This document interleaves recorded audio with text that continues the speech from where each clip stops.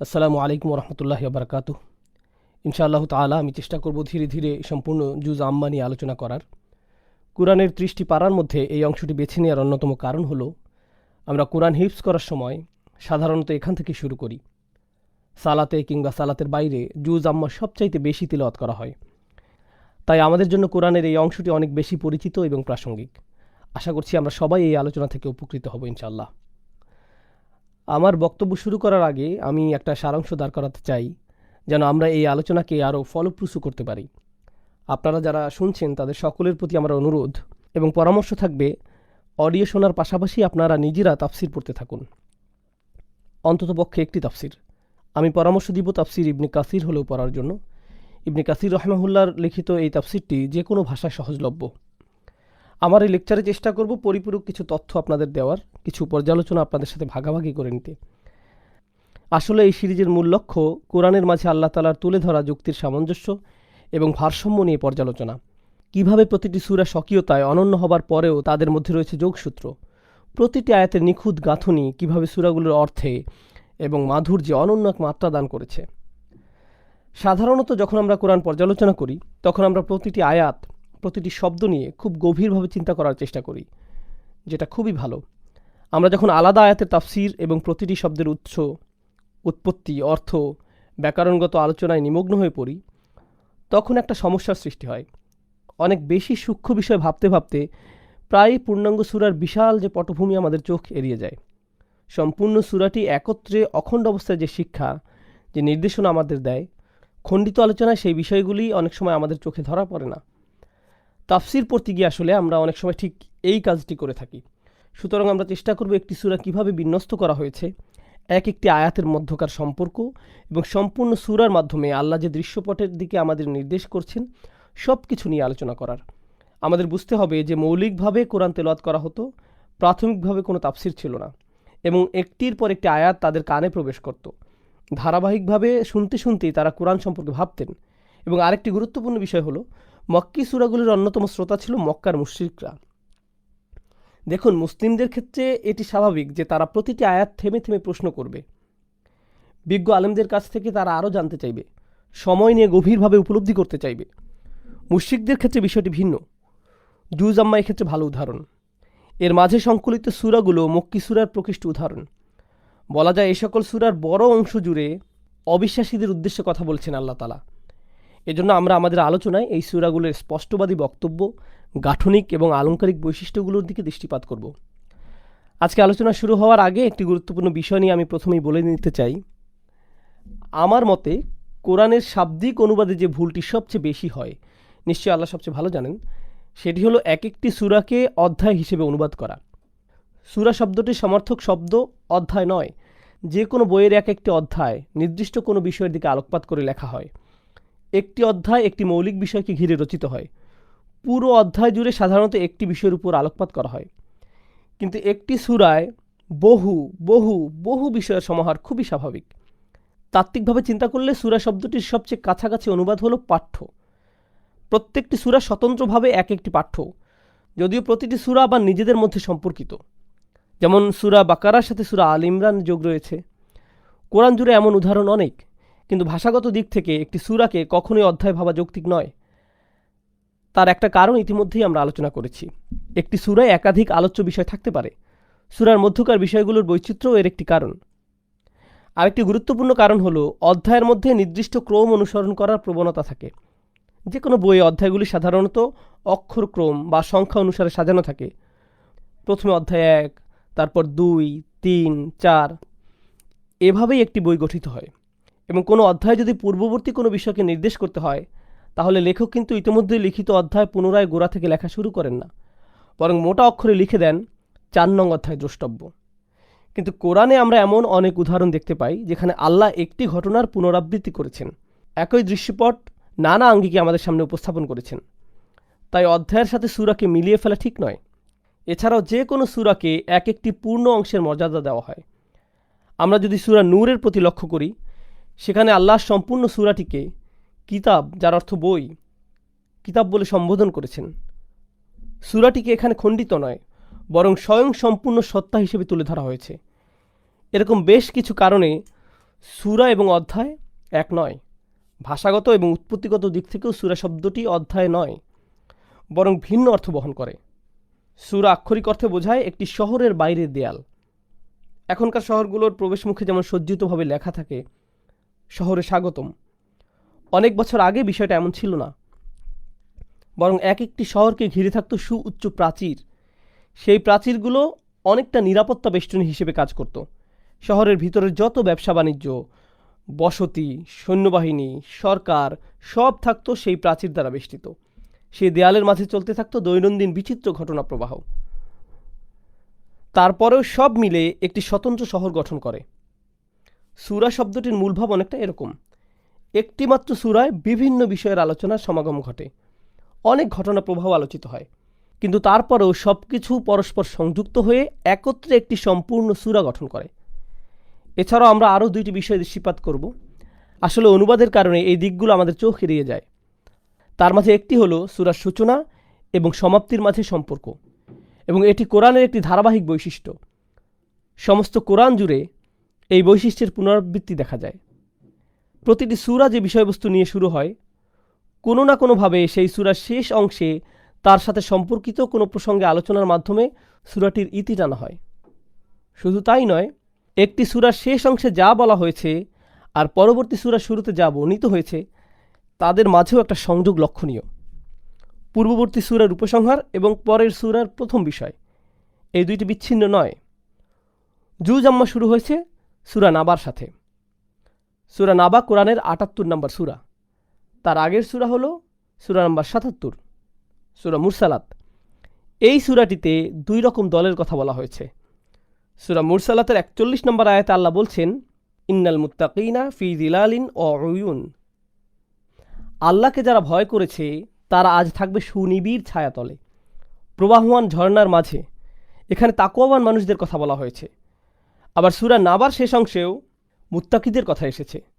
সূরা মুরসালাতে বারবার এসেছে আরেকটি বিশেষ ধরনের মানুষের কথা। দুর্ভোগ তাদের জন্য যারা এই দিবসকে মিথ্যা প্রতিপন্ন করেছে। এবং একবার নয়, বারবার এই আয়াতটি পুনরাবৃত্ত হয়েছে সূরাটি জুড়ে। আল মুকাদ্দিবিন এই শব্দটি ব্যবহৃত হয়েছে এই জাতীয় মানুষের জন্য। যারা মিথ্যাবাদী তাদের জন্য এই শব্দটি ব্যবহার করা হয় না। এটি দ্বারা এমন কাউকে বোঝানো হয় যে বারবার মিথ্যা কথা বলতেই থাকে। শুধু তাই নয়, যারা সত্যবাদী, সত্যের পক্ষ অবলম্বন করে, তাদেরকে মিথ্যাবাদী প্রমাণ করতে এরা প্রাণপণ চেষ্টা করে যেতে থাকে। তারা সত্য প্রচারকারীদের সবসময় নানা অপবাদ দিয়ে থাকে। তার জন্য যে কারো চরিত্র হরণ করতে বা ভুল প্রমাণ করতে তারা পিছপা হয় না।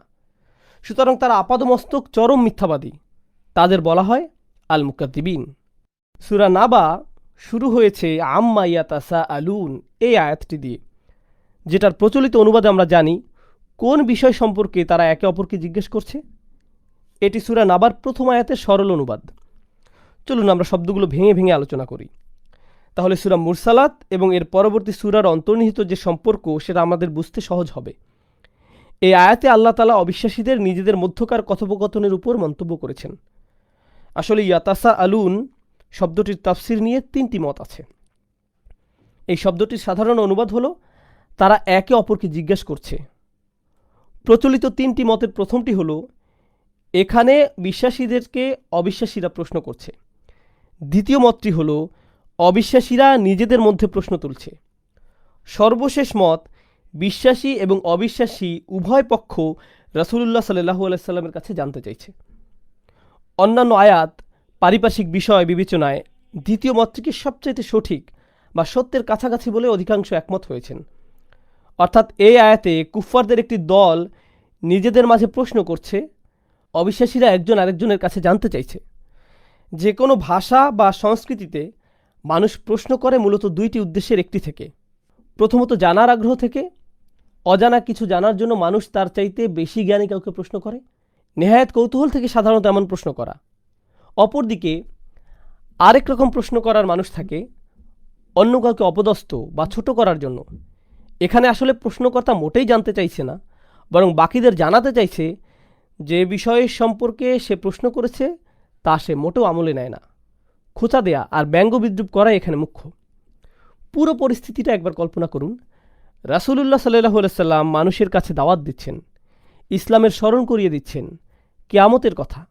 এমন একদিন আসবে যেদিন এই বিশ্ব চূর্ণ বিচূর্ণ হয়ে যাবে, মৃতরা পুনরায় জীবিত হয়ে যাবে, সমুদ্র প্রচণ্ড তাপে ফুটতে থাকবে। এই ধ্রুব সত্য জানিয়ে তিনি মানুষকে সতর্ক করছেন। এই সব কিছু শোনার পর তাকে ব্যঙ্গ করার জন্য, তাকে সকলের সামনে হাসির পাত্র বানানোর উদ্দেশ্যে অবিশ্বাসীরা নিজেদের মাঝে বলাবলি করছে, তুমি কি জানো সে কি নিয়ে বলছে? না তো, তুমি জানো?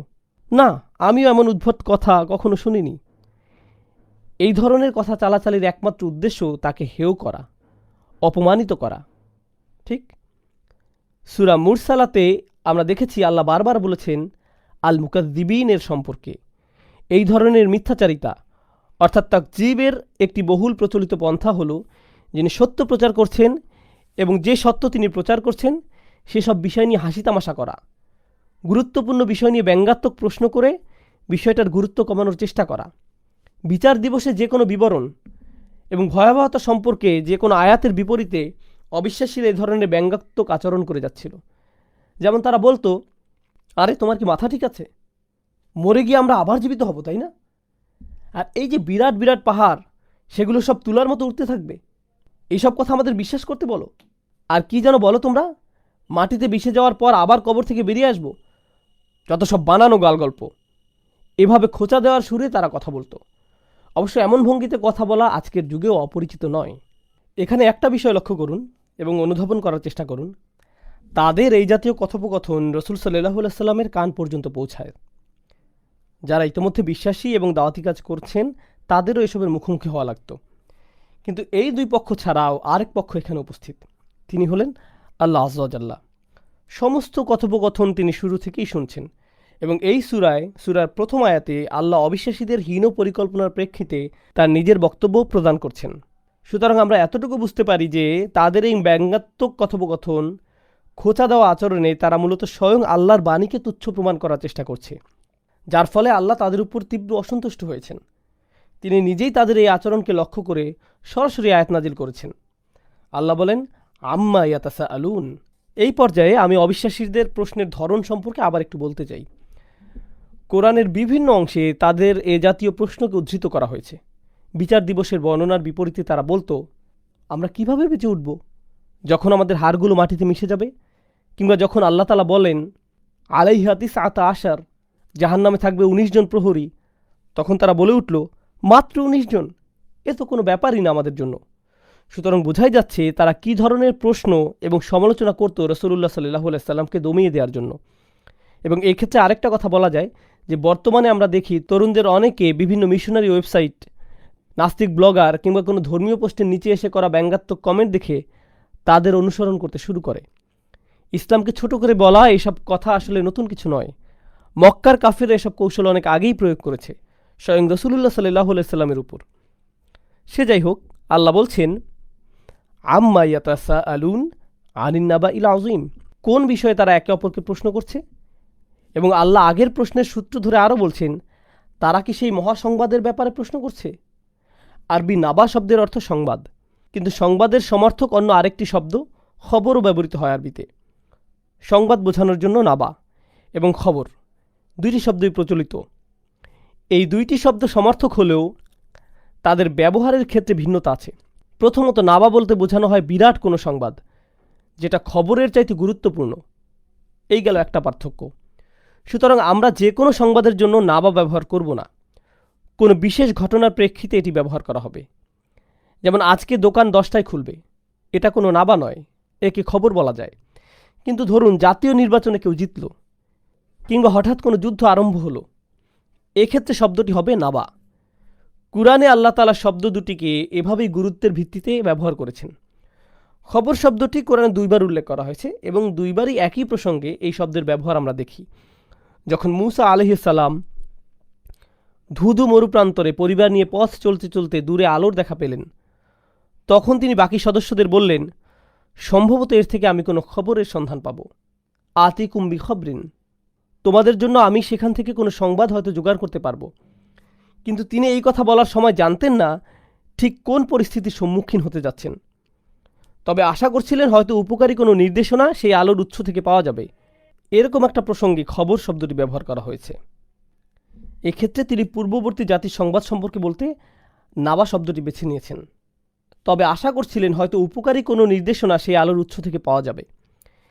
এরকম একটা প্রসঙ্গে খবর শব্দটি ব্যবহার করা হয়েছে। অপরদিকে যখন আল্লাহ ব্যতীত কোনো জাতির ধ্বংসপ্রাপ্ত হওয়ার কথা বলছেন, তখন তিনি বলছেন নাবা। সেক্ষেত্রে তিনি পূর্ববর্তী জাতির সংবাদ সম্পর্কে বলতে নাবা শব্দটি বেছে নিয়েছেন, কারণ এই সংবাদ কোনো সাধারণ সংবাদ নয়। নাবা আর খবরের মাঝে মূলত এটিই প্রথম পার্থক্য। দ্বিতীয়ত, নাবা বলতে এমন কোনো ঘটনা বা সংবাদকে বোঝানো হয় যা তার শ্রোতার জন্য উপকার বয়ে আনবে। একই সাথে এই সংবাদ যার কানে যাবে সে বিষয়টাকে অগ্রাহ্য করতে পারবে না। এটা তার উপর জোর প্রভাব ফেলবে, যার কারণে শ্রোতাও প্রতিক্রিয়া ব্যক্ত করবে। এমন নয় যে সংবাদটা কেউ শুনে নির্বিকার হয়ে থাকবে, যা করছিল তাই করতে থাকবে। নাবা এমন এক সংবাদ যা শ্রোতার কাছে তাৎক্ষণিক প্রতিক্রিয়া প্রত্যাশা করে। ধরুন কারো বাড়িতে আগুন লাগলো। এই সংবাদ কানে যাওয়া মাত্রই বাড়ির মানুষজন সঙ্গে সঙ্গে পরিস্থিতি নিয়ন্ত্রণে ঝাঁপিয়ে পড়বে, আশেপাশের মানুষদের সতর্ক করবে। তৃতীয়ত, ভাষাগত বিশ্লেষণের আলোকে নাবা বলতে সুস্পষ্ট কোনো ঘটনাকে বোঝানো হয়।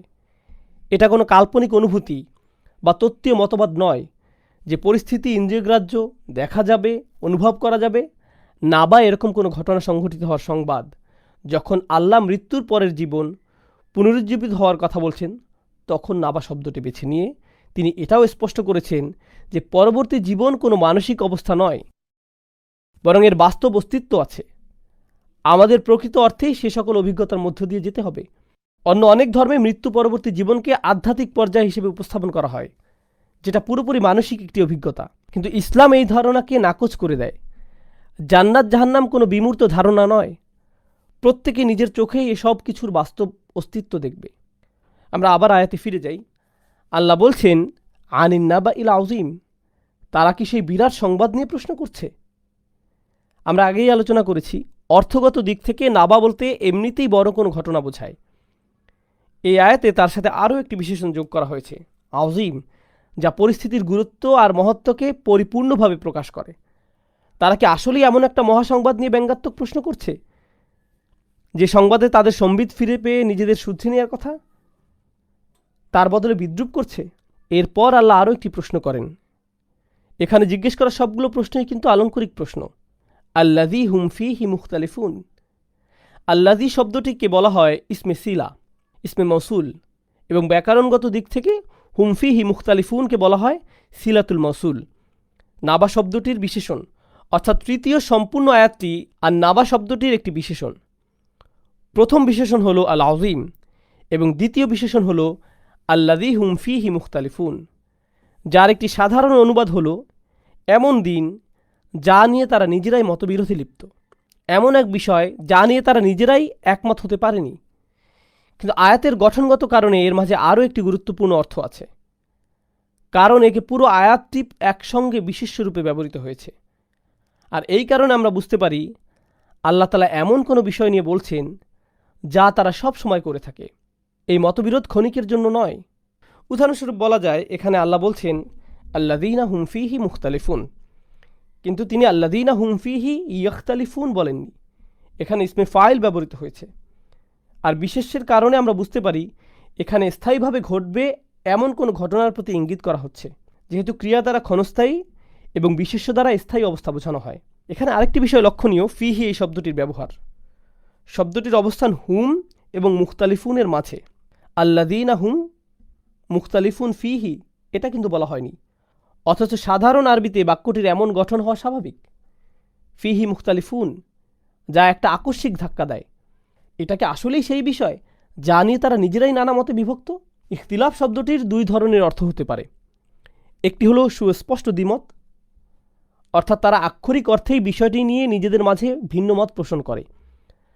তারা যে শুধু হাসি ঠাট্টা আর ব্যঙ্গাত্মক মন্তব্য করছে তা নয়, এদের প্রত্যেকের আখিরাত সম্পর্কে মন গড়া নিজস্ব মতবাদ রয়েছে। কারো একজনের ধারণা রয়েছে আমাদের সত্যিকার কোনো অস্তিত্ব নেই এবং আমরা আর ফিরে আসব না, আর কেউ বিশ্বাস করে প্রত্যেকেই জান্নাতে যাবে। কেউ এমন তত্ত্ব ধারণ করে যে এত বিশাল সীমাহীন সৃষ্টির ক্ষুদ্রাতি ক্ষুদ্র কাজের হিসাব নেওয়া নিতান্তই অসম্ভব। নক্ষত্ররাজি, তারকারাজি, দৃশ্য অদৃশ্যের মহাবিশ্বের কর্মযজ্ঞের মাঝে সৃষ্টিকর্তা আমার মতো নগণ্য মানুষের দৈনন্দিন কাজের হিসাব নিশ্চয়ই নেবেন না। এত সব ঘটনা প্রবাহের উপর কেই বা নজর রাখবে?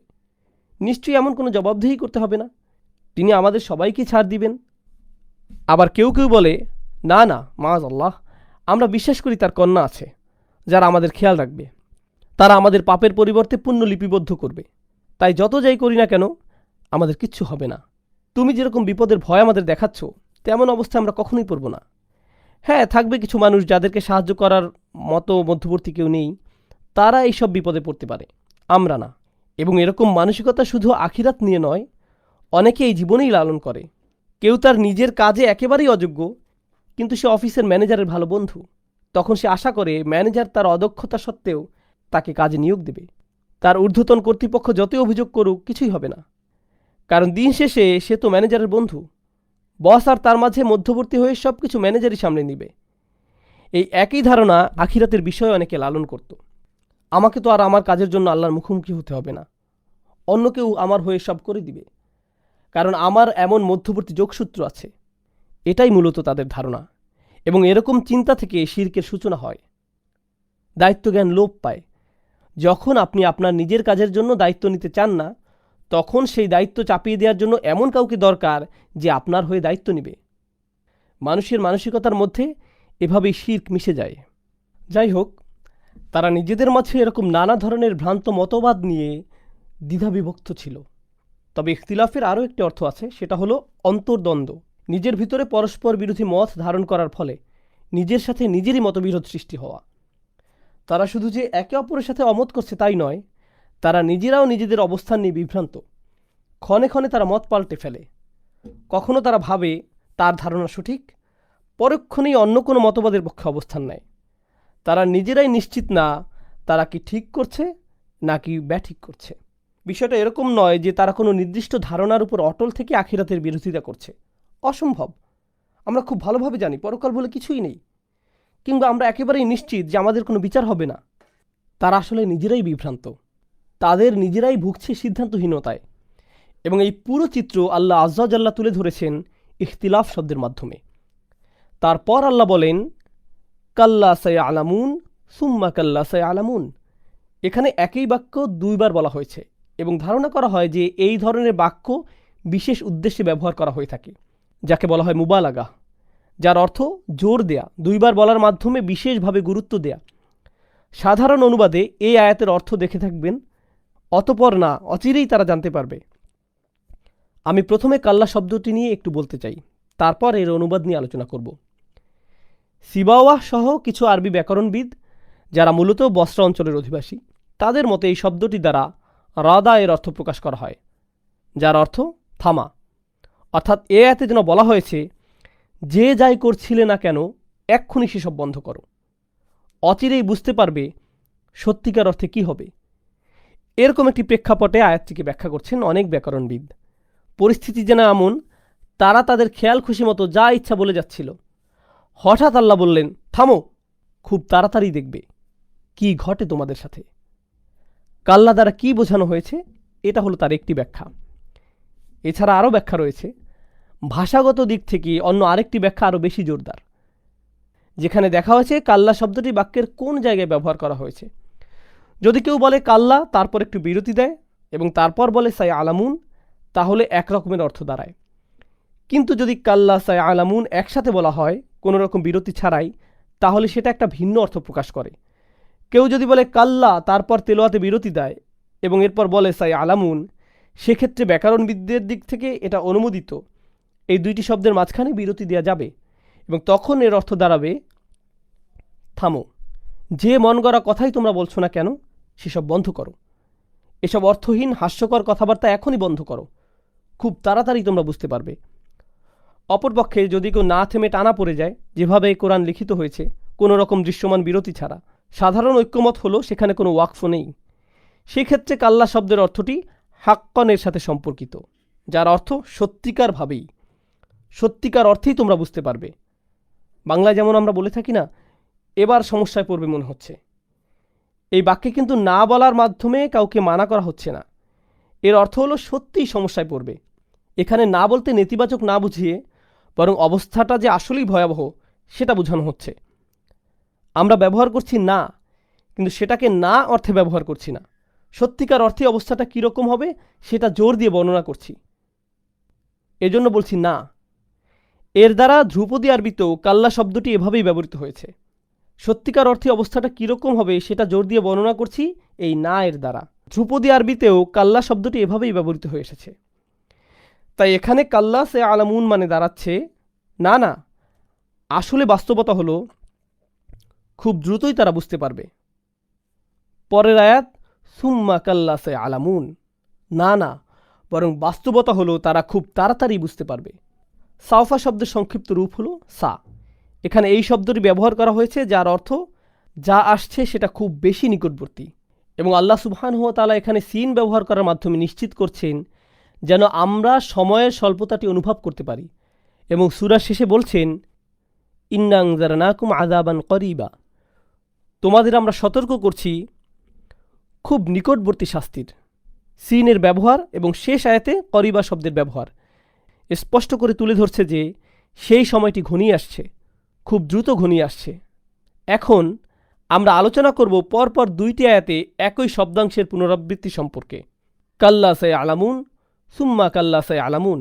একটি মত যা আমাদের আগে আলোচনা করা বিষয়বস্তুর সাথে মিলে, সেটা হলো ব্যাকরণবিদদের মতে এটি তাকরিল লিল মুবালাগা। এখানে বিষয়টির ব্যাপ্তি বোঝানোর জন্য অতিরিক্ত জোর দিয়েছেন, বিষয়টাকে বড় করে দেখানোর জন্য, এবং আল্লাহর রাগ এবং ক্রোধকে প্রকাশ করার জন্য এখানে পুনরাবৃত্তি ব্যবহার করা হয়েছে। আমরা অনেক সময় সাধারণভাবে কথা বলার সময় এই পদ্ধতিটি অনুসরণ করে থাকি। আমি কিন্তু তোমাকে ছাড় দিব না, আমি তোমাকে ছাড় দিবই না। অনেক বেশি রাগের মাথায় আমরা এরকম কথা বলে থাকি। অথবা যদি কেউ খুব দুশ্চিন্তায় কিংবা চাপের মধ্যে থাকে, তখন শুধু বলে না দাঁড়াও, তখন সে বলে দাঁড়াও দাঁড়াও। আমরা দুইবার বলি যে কোনো ভাষাতে, এবং ধ্রুপদী আরবিতেও এটা একটা সাধারণ প্রকাশভঙ্গি। রাগ, দুশ্চিন্তা, সংঘাত, যে কোনো রকমের আবেগের তীব্রতা বোঝাতে আমরা একই বাক্য বা শব্দ বারংবার বলে থাকি। তো এটা হলো একটা প্রচলিত মত এই আয়াত দুটি সম্পর্কে। অন্য আরেকটি মত আছে যেটা অনেক মুফাসসিরগণ গ্রহণ করেছেন, এবং সেটা এখানে অনেক বেশি সামঞ্জস্যপূর্ণ এবং কোরআনের অন্যান্য অংশের সাথে অনেক বেশি মানানসই। কোরআনে সতর্ক করার সময় সব সময় দুইটি বিষয়কে সবচেয়ে বেশি প্রাধান্য দেওয়া হয়েছে।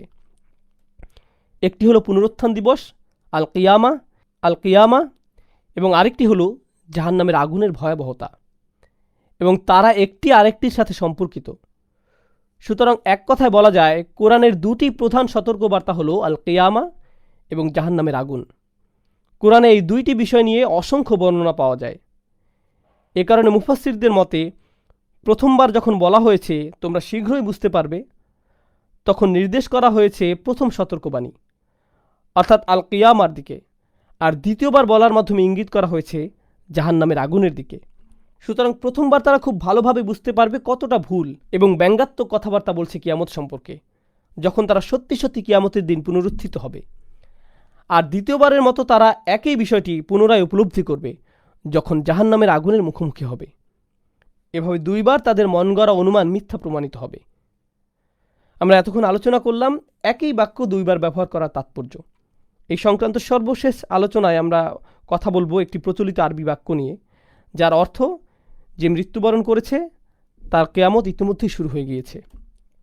যার দুনিয়ার জীবন শেষ হয়ে গেছে, কেয়ামত পর্যন্ত পৌঁছাতে তার কেয়ামতের আলামত দেখার জন্য অপেক্ষা করা লাগবে না। সূর্য পশ্চিম দিকে ওঠার জন্য কিংবা সকল চিহ্নগুলো প্রকাশিত হওয়া তার জন্য অর্থহীন, কারণ তার কর্মফলে ইতিমধ্যে সে পৌঁছে গেছে। মৃত্যুর সাথে সাথে সে মৃত্যু পরবর্তী জীবনের ভয়াবহতা সম্পর্কে ধারণা পেয়ে গেছে। হযরত আলী রাদিয়াল্লাহু তাআলা আনহু বলছেন, জীবিত অবস্থায় মানুষ আসলে ঘুমিয়ে থাকে, মৃত্যুর মাধ্যমে সে জেগে ওঠে। বিষয়টা অনেকটা এরকম যে মানুষটা মৃত্যুর সাথে সাথে সম্বিত ফিরে পায়, সত্যিকারের বাস্তবতা সম্পর্কে। এখন আমরা এই সূরার প্রথম অংশের উপর একসাথে আলোকপাত করব। আম্মা ইয়াতাসাআলুন আনিন নাবাইল আযীম আল্লাযী হুম ফীহি মুখতালিফুন কাল্লা সায়ালামুন সুম্মা কাল্লা সায়ালামুন। আরেকটু গভীরে যাওয়ার আগে আমরা একটা গুরুত্বপূর্ণ বিষয় নিয়ে কথা বলবো। সেটা হলো কোরআনের আয়াতগুলোর মধ্যকার ছন্দ। প্রথম আয়াত আম্মা ইয়াতাসাআলুন এবং এরপর আনিন নাবাইল আযীম, এই আয়াত দুটির শেষ অংশে ছন্দ কেটে যাচ্ছে। এরপর আল্লাযী হুম ফীহি মুখতালিফুন কাল্লা সায়ালামুন সুম্মা কাল্লা সায়ালামুন, এই 3টি আয়াত প্রথম আয়াতের সাথে একই ছন্দে মিলে যায় শুধুমাত্র দ্বিতীয় আয়াতটি ছাড়া। এবং আমরা যদি দ্বিতীয় আয়াতটা ব্যাকরণের দিক থেকে চিন্তা করি তাহলে দেখব যে এই আয়াতটি তার পরবর্তী আয়াতের সাথে সম্পর্কিত, অর্থাৎ দুটি আয়াতকে একটি বাক্য হিসেবে গণ্য করা যায়। আনিন নাবাইল আযীমিল্লাযী হুম ফীহি মুখতালিফুন, পুরোটা একটা বাক্য। এবং দ্বিতীয় আয়াতটি যে নিজে স্বয়ংসম্পূর্ণ বাক্য নয় সেটি আরও সুস্পষ্টভাবে বোঝানোর জন্য এখানে ছন্দপতন করা হয়েছে। আল আযীম শব্দে বিরতি দেওয়ার কারণে বাক্যের পরবর্তী অংশ থেকে প্রথম অংশটি বিচ্ছিন্ন হয়ে গেছে। কোরআনের অসংখ্য অসাধারণ বৈশিষ্ট্যের মধ্যে একটি হলো একই রকমের ছন্দে ছন্দবদ্ধ আয়াতগুলো একসাথে একটি সম্পূর্ণ অনুচ্ছেদকে বোঝায়। তাহলে দেখুন প্রথম 5টি আয়াত, আম্মা ইয়াতাসাআলুন আনিন নাবাইল আযীমিল্লাযী হুম ফীহি মুখতালিফুন কাল্লা সায়ালামুন সুম্মা কাল্লা সায়ালামুন। শুধু শুনুন, আলাম নাজআলিল আরদা মিহাদা ওয়াল জিবালা আওতাদা ওয়া খালাকনাকুম আজওয়াজা ওয়াজআলনা নাওমাকুম সুবাতা। লক্ষ্য করুন এই পুরো অংশটাতে নতুন একটি ছন্দের অন্তমিল। এবং আরও একটা বিষয় লক্ষ্য করবেন, যখন আপনারা এর অর্থের দিকে নজর দিবেন দেখবেন এই নতুন ছন্দের অংশটুকু পুরোটা একটা নতুন অর্থ বহন করে। আগেরগুলোর সাথেও এই আয়াতগুলো সম্পর্কিত, কিন্তু পরবর্তী আয়াতগুলোর নিজেদের মধ্যে নিজস্ব অর্থগত সামঞ্জস্য রয়েছে।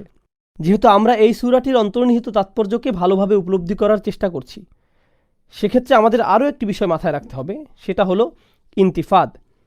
বক্তব্যের মাঝে একটি বিষয় থাকে, একেবারে ভিন্ন আরেকটি বিষয়ে চলে যাওয়া, এমনভাবে বিষয় পরিবর্তন করা যাতে করে নতুন বক্তব্যটা প্রায় অপ্রাসঙ্গিক বলে মনে হয়। উদাহরণস্বরূপ, আলাম নাজআলিল আরদা মিহাদা, প্রচলিত অর্থ হলো আমি কি জমিনকে শয্যা বানাইনি, জমিনকে কি আমি সমতল পৃষ্ঠরূপে সৃষ্টি করিনি। মিহাদ শব্দটির সাথে সম্পর্কিত আরেকটা শব্দ হলো মাহাদ। মাহাদ শব্দের অর্থ ছোট শিশুদের দোলনা। এই শব্দটিকে মায়ের গর্ভ হিসেবে ব্যবহার করা হয়। মাহাদ দ্বারা এমন একটি দোলনা বোঝায় যা ছোট শিশুদের জন্য আরামদায়ক।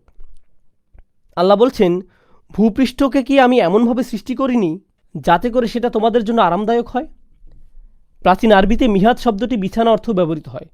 সুতরাং এটি এমন একটি জায়গা যেখানে কেউ বিশ্রাম নিতে পারে, যেখানে প্রশান্তি অনুভব হয়। সুতরাং পরবর্তী এ সকল আয়াতে দেখতে পাচ্ছি এখানে আল্লাহর নিয়ামতগুলো সম্পর্কে বলা হয়েছে। আল্লাহর অনুগ্রহ যে আমাদেরকে অষ্টপৃষ্ঠে জড়িয়ে রেখেছে সে কথাই বারবার বলা হচ্ছে এই আয়াতগুলোতে। কিন্তু পুনরুত্থান কিংবা কিয়ামতের সাথে এই নিয়ামতের বর্ণনা কিভাবে সামঞ্জস্যপূর্ণ, কিংবা তাদের যে ব্যঙ্গাত্মক মন্তব্যের বিপরীতে আল্লাহ কথা বলছেন তার সাথেই বা এর সম্পর্ক কী? দেখুন, তাদের সব রকমের ব্যঙ্গাত্মক মন্তব্য এবং কথাবার্তার মূল সারাংশ এটাই যে কিয়ামতের যে ভয়াবহতা তুলে ধরা হয়েছে তাদের সামনে, সেটা বাস্তবে ঘটা তাদের মতে নিতান্তই অসম্ভব। মৃত্যুর পরের জীবন, চন্দ্র সূর্যের সংঘর্ষ, পুরো পৃথিবী বিস্ফোরিত হওয়া, তাদের ভাষ্যমতে এসব বাস্তবে ঘটতেই পারে না। এরকম অকল্পনীয় বিশাল ঘটনা কেউ কখনো ঘটতে দেখেনি। অভাবনীয় প্রকাণ্ড সব ঘটনাবলী বাস্তবায়ন করার মতো সামর্থ্যবান, ক্ষমতাশালী কেই বা আছে? এখন দেখুন, আমরা মানুষেরা নিজেদের সামর্থ্য সম্পর্কে খুব ভালোভাবে অবগত আছি। আমরা নিজেরা নিজেদের জন্য শয্যা প্রস্তুত করতে পারি, আমরা নিজেদের জন্য ঘরবাড়ি তৈরি করতে পারি। আর এবার আমরা আয়াতগুলো দেখব, আমাদের সামর্থ্য জায়গাগুলোতে আল্লাহর সীমাহীন পারদর্শিতা নিয়ে কি অনায়াসে আমাদেরকে অতিক্রম করে যায়। সহজ কথা বলতে গেলে এটা অনেকটা একজন মানুষের কারিগরি সক্ষমতার সাথে আল্লাহর সৃষ্টি করার সামর্থ্যের একটা তুলনামূলক বিশ্লেষণ। দেখো কেমন শয্যা তুমি নিজের জন্য প্রস্তুত করতে পারো, আর কেমন শয্যা আল্লাহ তোমার জন্য প্রস্তুত করেছেন সমগ্র বিশ্ব জুড়ে। আলাম নাজআলিল আরদা মিহাদা, আমরাও বিরাট স্তম্ভ নির্মাণ করে পেরেকের সাহায্যে তাঁবু খাটাই। ওয়াল জিবালা আওতাদা, যদিও এই আয়াত সম্পর্কে অনেক বৈজ্ঞানিক ব্যাখ্যা রয়েছে, আমি ওই দিকে যাচ্ছি না, আমি শুধু ভাষাগত ব্যাখ্যার দিকেই মনোযোগ দিচ্ছি। আল্লাহ বলছেন, আমি কি পাহাড় পর্বতগুলোকে পেরেকের মতো গেঁথে দেইনি? আওতাদ শব্দটি কোরআনের অন্য আরেক জায়গায় ব্যবহার করা হয়েছে, ফিরআউন আদিল আওতাদ, ফিরআউনের তাঁবুর বহর বোঝানোর জন্য। পরবর্তী সূরাগুলোর আলোচনায় আমরা এটা দেখতে পাব। ফিরআউন পরিচিত ছিল তার পেরেকের জন্য। ফিরআউন যখন যেখানে চলাচল করত তার আগে থাকতো তার লক্ষ লক্ষ অগণিত সৈন্যের দল, আর যখনই তারা কোথাও থামত তখন সেখানে অবস্থানের জন্য তারা তাঁবু খাটাতো। এই তাঁবুগুলো পরিচিত হতো তার সবচেয়ে গুরুত্বপূর্ণ অংশ অর্থাৎ তার পেরেক দ্বারা। আসলে এটা আরবি ভাষার একটা বৈশিষ্ট্য, যে কোনো কিছুকে তার সবচেয়ে গুরুত্বপূর্ণ অংশটি দ্বারা ইঙ্গিত করা হয়। যেমন একজন যোদ্ধাকে এক্ষেত্রে চাইলে তলোয়ার বলা যায়, কারণ তলোয়ারটি হলো সেই যোদ্ধার সবচাইতে গুরুত্বপূর্ণ অংশ। ধ্রুপদী আরবিতে এই বৈশিষ্ট্যের কারণে তাঁবুকে পেরেকও বলা যায়, কারণ একটা তাঁবুর সবচেয়ে গুরুত্বপূর্ণ অংশ হলো তার পেরেকগুলো। পেরেক ছাড়া তাঁবুটার কোনো মূল্যই নেই। আল্লাহ বলছেন, তোমরা এই ধরনের তাঁবু খাটিয়ে থাকো, এবার দেখো কোন ধরনের তাঁবু আমি খাটাতে পারি, আর সেটা কেমন। ওয়াল জিবালা আওতাদা, আল্লাহর অকল্পনীয় ক্ষমতা সম্পর্কে ন্যূনতম ধারণা আমরা এভাবে পেতে পারি। এগুলো না হয় অনেক বিরাট সৃষ্টি। এবার মানুষের অভ্যন্তরীণ কিছু বিষয়ের দিকে নজর দেওয়া যাক। ওয়াখলাকনাকুম আজওয়াজা, আমি তোমাদের প্রত্যেককে জোড়ায় জোড়ায় সৃষ্টি করেছি। জোড়া তৈরি করার ক্ষমতা তোমাদের কারণেই। তুমি তোমার জোড়া সৃষ্টি করনি। কোনো পুরুষ নারীকে কিংবা কোনো নারী পুরুষকে সৃষ্টি করার ক্ষমতা রাখে না। আমি তোমাদেরকে এভাবে সৃষ্টি করেছি। এর কোনো কিছুতে তোমার কোনো হাত নেই। আমি দয়া করে তোমাদের এই বিন্যাস করে দিয়েছি। তোমার নিজের সৃষ্টির উপরে তোমার ন্যূনতম নিয়ন্ত্রণ নেই। তুমি কোন লিঙ্গের হয়ে জন্মাবে তাতেও তোমার কোনো হাত নেই। তোমার সঙ্গিনী বা সঙ্গী সৃষ্টি করার ক্ষমতা তোমার নেই। এটা এমনই এক সৃষ্টিগত বৈশিষ্ট্য যা অবিশ্বাসীদের নিজেদের মাঝে স্পষ্টভাবে দৃশ্যমান। অবিশ্বাসীরা নিজেরাও খুব ভালোভাবে জানে যে তাদের সঙ্গী সৃষ্টি করার ক্ষেত্রে নিজেদের ক্ষমতা নেই। তারা নিজেরা পরিকল্পনা করে এ কাজ করেনি, চাইলেও পারবে না। আল্লাহ বলছেন, অজা আল্লাহ নাওমাকুম সুবাতা, আমরা সৃষ্টি করেছি নাওম, ঘুম, গভীর ঘুম। আল্লাহ আয়াতুল কুরসিতে বলেন, লা তাখুযুহু সিনাতু ওয়ালা নাওম। সিনা মানে তন্দ্রা, আর নাওম মানে হলো ঘুম, গভীর ঘুম। তো আল্লাহ বলছেন নাওমাকুম সুবাতা। সাবাত অর্থ আরবি প্রবাদ সাবাতা শাআরাহু, কেউ তার চুল কেটে ফেলল। আক্ষরিকভাবে সুবাত মানে বিচ্ছিন্ন করা, বিচ্ছিন্ন করা। তো আল্লাহ বলছেন রাত এমন কিছু যেটা তোমাকে বিচ্ছিন্ন করে দেয়। প্রথমত আত্মাকে শরীর থেকে বিচ্ছিন্ন করে দেয়, এরপর এটা দৈনন্দিন কাজ থেকে বিচ্ছিন্ন করে। আপনার কাজ, ব্যবসা, দায়িত্ব সব বিচ্ছিন্ন। আপনি বিচ্ছিন্ন হন আপনার পরিবার থেকে, আপনার যে কোনো সম্পৃক্ততা থেকে, সব কিছু থেকে। এটা এমন যে আপনি পৃথিবীতে মৃত। এখানে যাই ঘটুক কিছু যায় আসে না, কারণ আপনি বিচ্ছিন্ন। বিচ্ছিন্ন এটা খুবই গুরুত্বপূর্ণ, কারণ সূরার শেষের দিকে আল্লাহ বিচার দিবস নিয়ে কথা বলছেন, এবং বিচারের দিনে প্রত্যেক মানুষ বিচ্ছিন্ন থাকবে। তারা বিচ্ছিন্ন থাকবে একে অপরের থেকে। আল্লাহ বলেন অতাকাত্তাআত বিহুমুল আসবাব, তারা পরস্পরের থেকে বিচ্ছিন্ন হবে। আল্লাহ বলেন ইয়াউমা ইয়াফিরুল মারউ মিন আখিহি ওয়া উম্মিহি ওয়া আবিহি, মানুষ দৌড়ে পালাবে তার ভাই থেকে, মায়ের থেকে, বাবার থেকে, ওয়া সাহিবাতিহি ওয়া বানিহি। তো এটা হলো চূড়ান্ত বিচ্ছিন্ন হওয়া, কিন্তু প্রতিদিন আমরা এটার মুখোমুখি হই ঘুমের মাধ্যমে। এটা এতই শক্তিশালী যে অবিশ্বাসীরাও মানতে বাধ্য।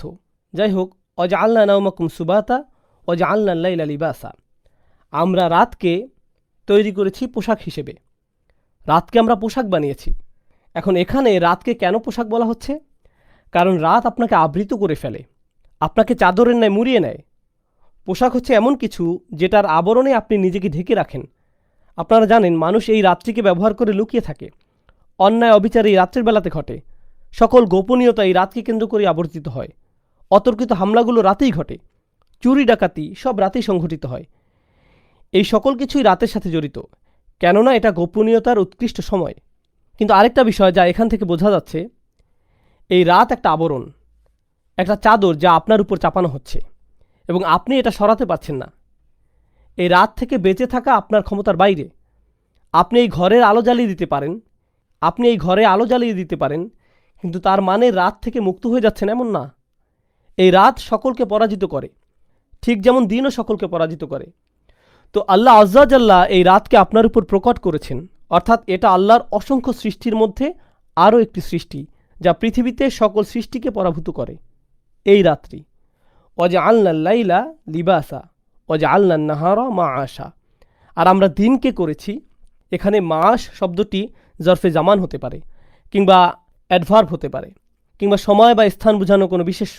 আক্ষরিকভাবে এখানে সময়, অথবা এটা ইনফিনিটিভ হতে পারে, যেটাকে আরবিতে বলে মাসদার, এবং এর দ্বারা আয়াতে কী বোঝায় সেটা আমরা সামনে আলোচনা করব। ওয়াজআলনা আন-নাহারা মাআশা, আর আমরা উজ্জ্বল দিন বা সকালের সময়কে জীবিকার মাধ্যম বা জীবিকার সময় বানিয়েছি। মাস বলতে এই দুটোর দিকে ইঙ্গিত করা হয়েছে। দিনের সময়টাতেই মানুষ তার জীবিকা উপার্জন করে থাকে, আর এটা বিশেষভাবে মরুভূমির ক্ষেত্রে সত্য, কেননা মরুভূমিতে খুবই কম জায়গা আছে যেখানে চাষবাস করা যায়, এবং সেখান থেকেই পুরো অঞ্চলের মানুষদের খাবারের ব্যবস্থা হয়। এই খাবার উৎপাদিত হবে না, যদি না সেটা সূর্যের আলো সঠিকভাবে পায়। অর্থাৎ দিনের সময়টা হচ্ছে মাধ্যম যখন জীবনের সঞ্চার হয়, আর সাথে এটা হচ্ছে এমন সময় যখন ব্যবসা বাণিজ্য করা হয়, সাথে সকল কাজকর্ম করা হয়, দিনের বেলাতে এগুলো হয়। এমনকি বর্তমানের এই আধুনিক যুগেও স্টক মার্কেট সকালবেলাতেই শুরু হয়, রাতে বন্ধ হয়। সাধারণত আপনি যদি কোনো চাকরিতে ঢোকেন, সেটা সকালে শিফটেই হয়, রাতে না। বেশিরভাগ মানুষ সকালেই কাজ করে। তো এটাই হচ্ছে সময় যখন মানুষদের জীবিকা উপার্জন ঘটে থাকে এবং মাসের ব্যবস্থা হয়ে থাকে, জীবনযাত্রার মাধ্যম। পরিশেষে আল্লাহ বলছেন, ওয়াবানাইনা ফাওকাকুম সাবআন শিদাদা, আর আমরা নির্মাণ করেছি, তৈরি করেছি তোমাদের উপর সাবআন শিদাদা। এখানে ফাওকাকুম আপনারা যদি অন্য আয়াতগুলোতে লক্ষ্য করেন, যেগুলো মাত্র আসলো, সবগুলোতেই কিছু আভাস ছিল সরাসরি না থাকলেও পরোক্ষভাবে মানুষদের উদ্দেশ্য করে। ওয়াজআলনাল লাইলা লিবাসা, আমরা রাতকে বানিয়েছি আবরণ। কাদের জন্য? আমাদের জন্য। দিনকে বানিয়েছি জীবিকা উপার্জনের জন্য। কাদের জন্য?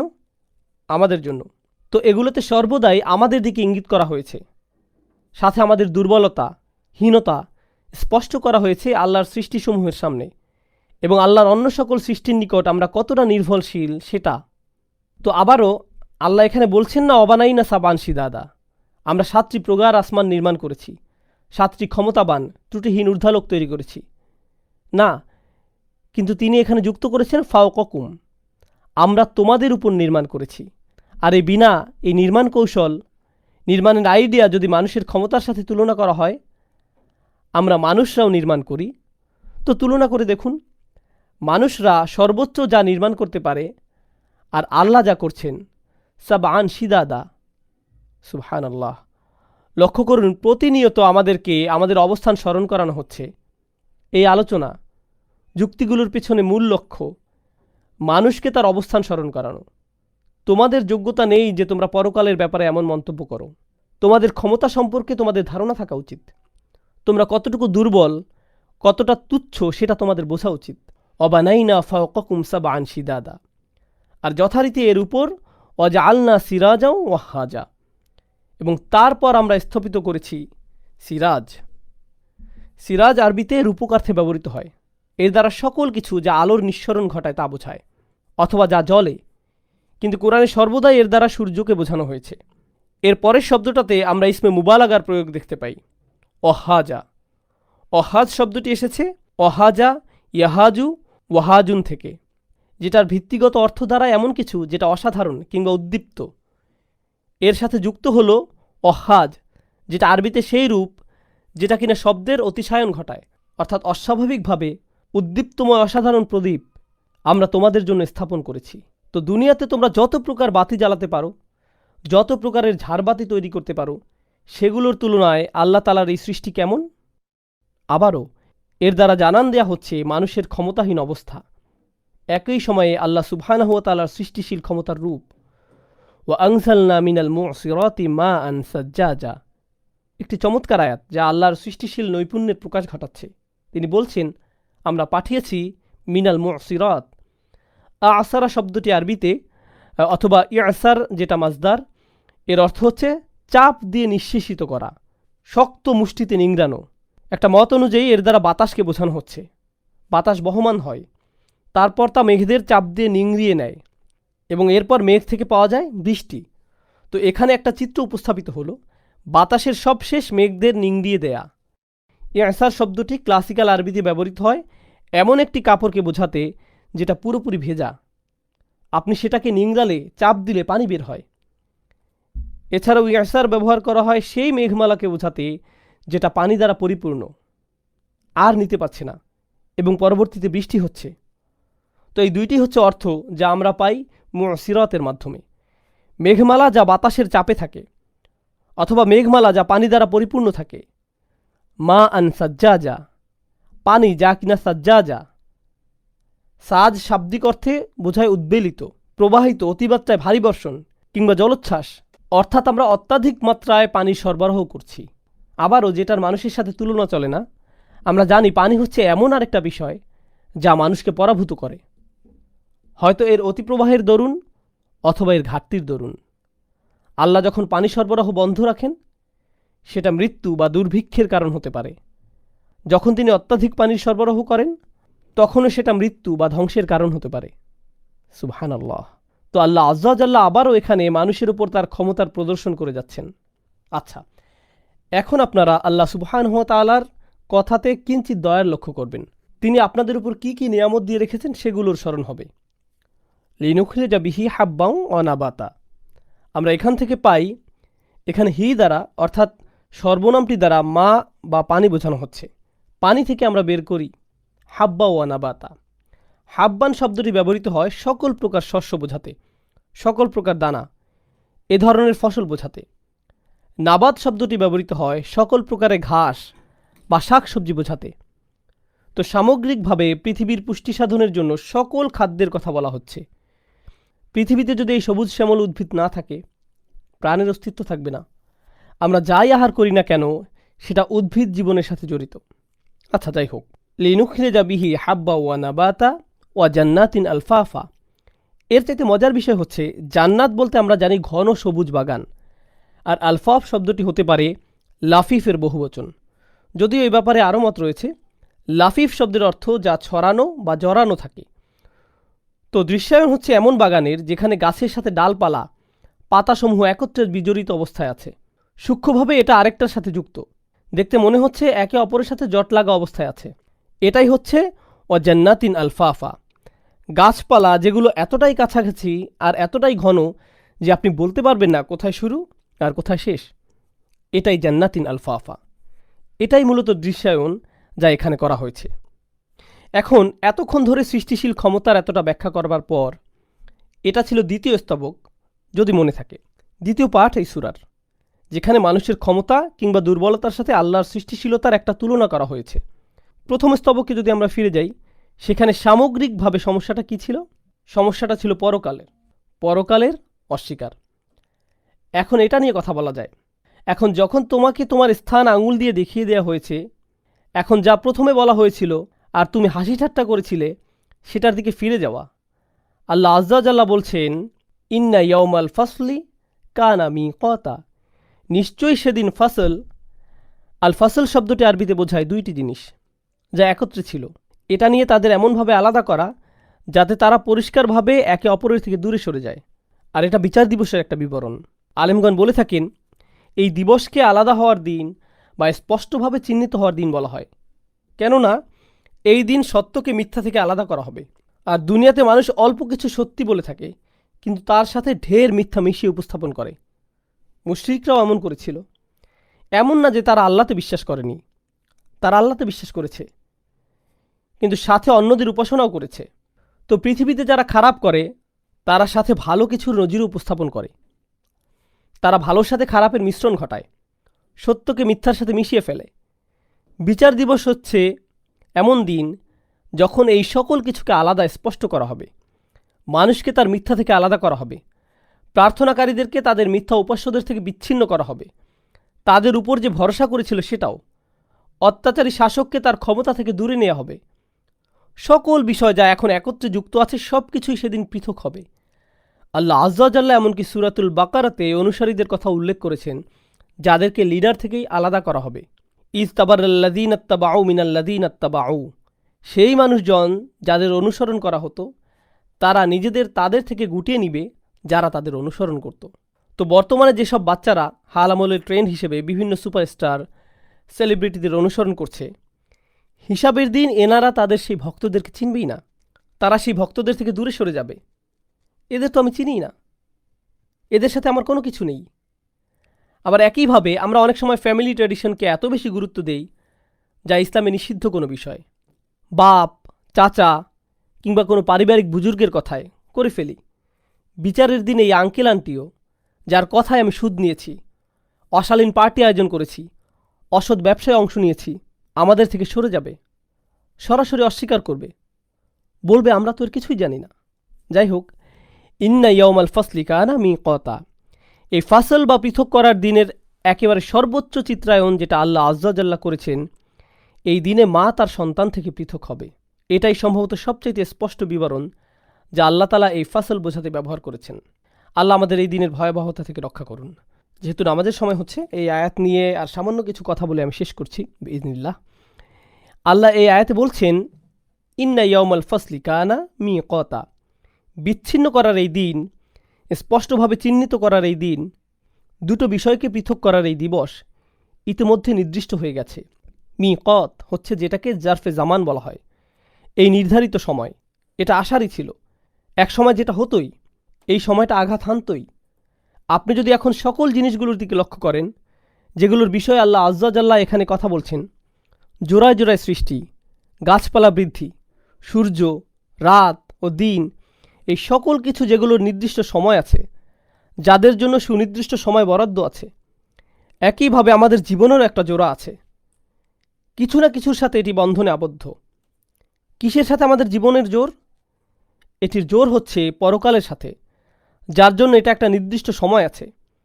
যেভাবে আপনি কোনো ঋতুর পরিবর্তন আশা করেন, অথবা দুপুরের পর রাতের আশা করেন, রাতের পর সকালের আশা করেন, একইভাবে মাথায় রাখেন যে এটিও নির্দিষ্ট করা আছে এবং এটিই ঘটবে, অপরিবর্তনীয়। ধীরে ধীরে আমরা সেদিকেই এগোচ্ছি, আপনি সেটা পছন্দ করেন বা না করেন। একইভাবে বিষয়টি আরেকটি জায়গাতে বর্ণিত হয়েছে, শীঘ্রই যেটা নিয়ে আমরা আলোচনা করব ইনশাআল্লাহ তাআলা।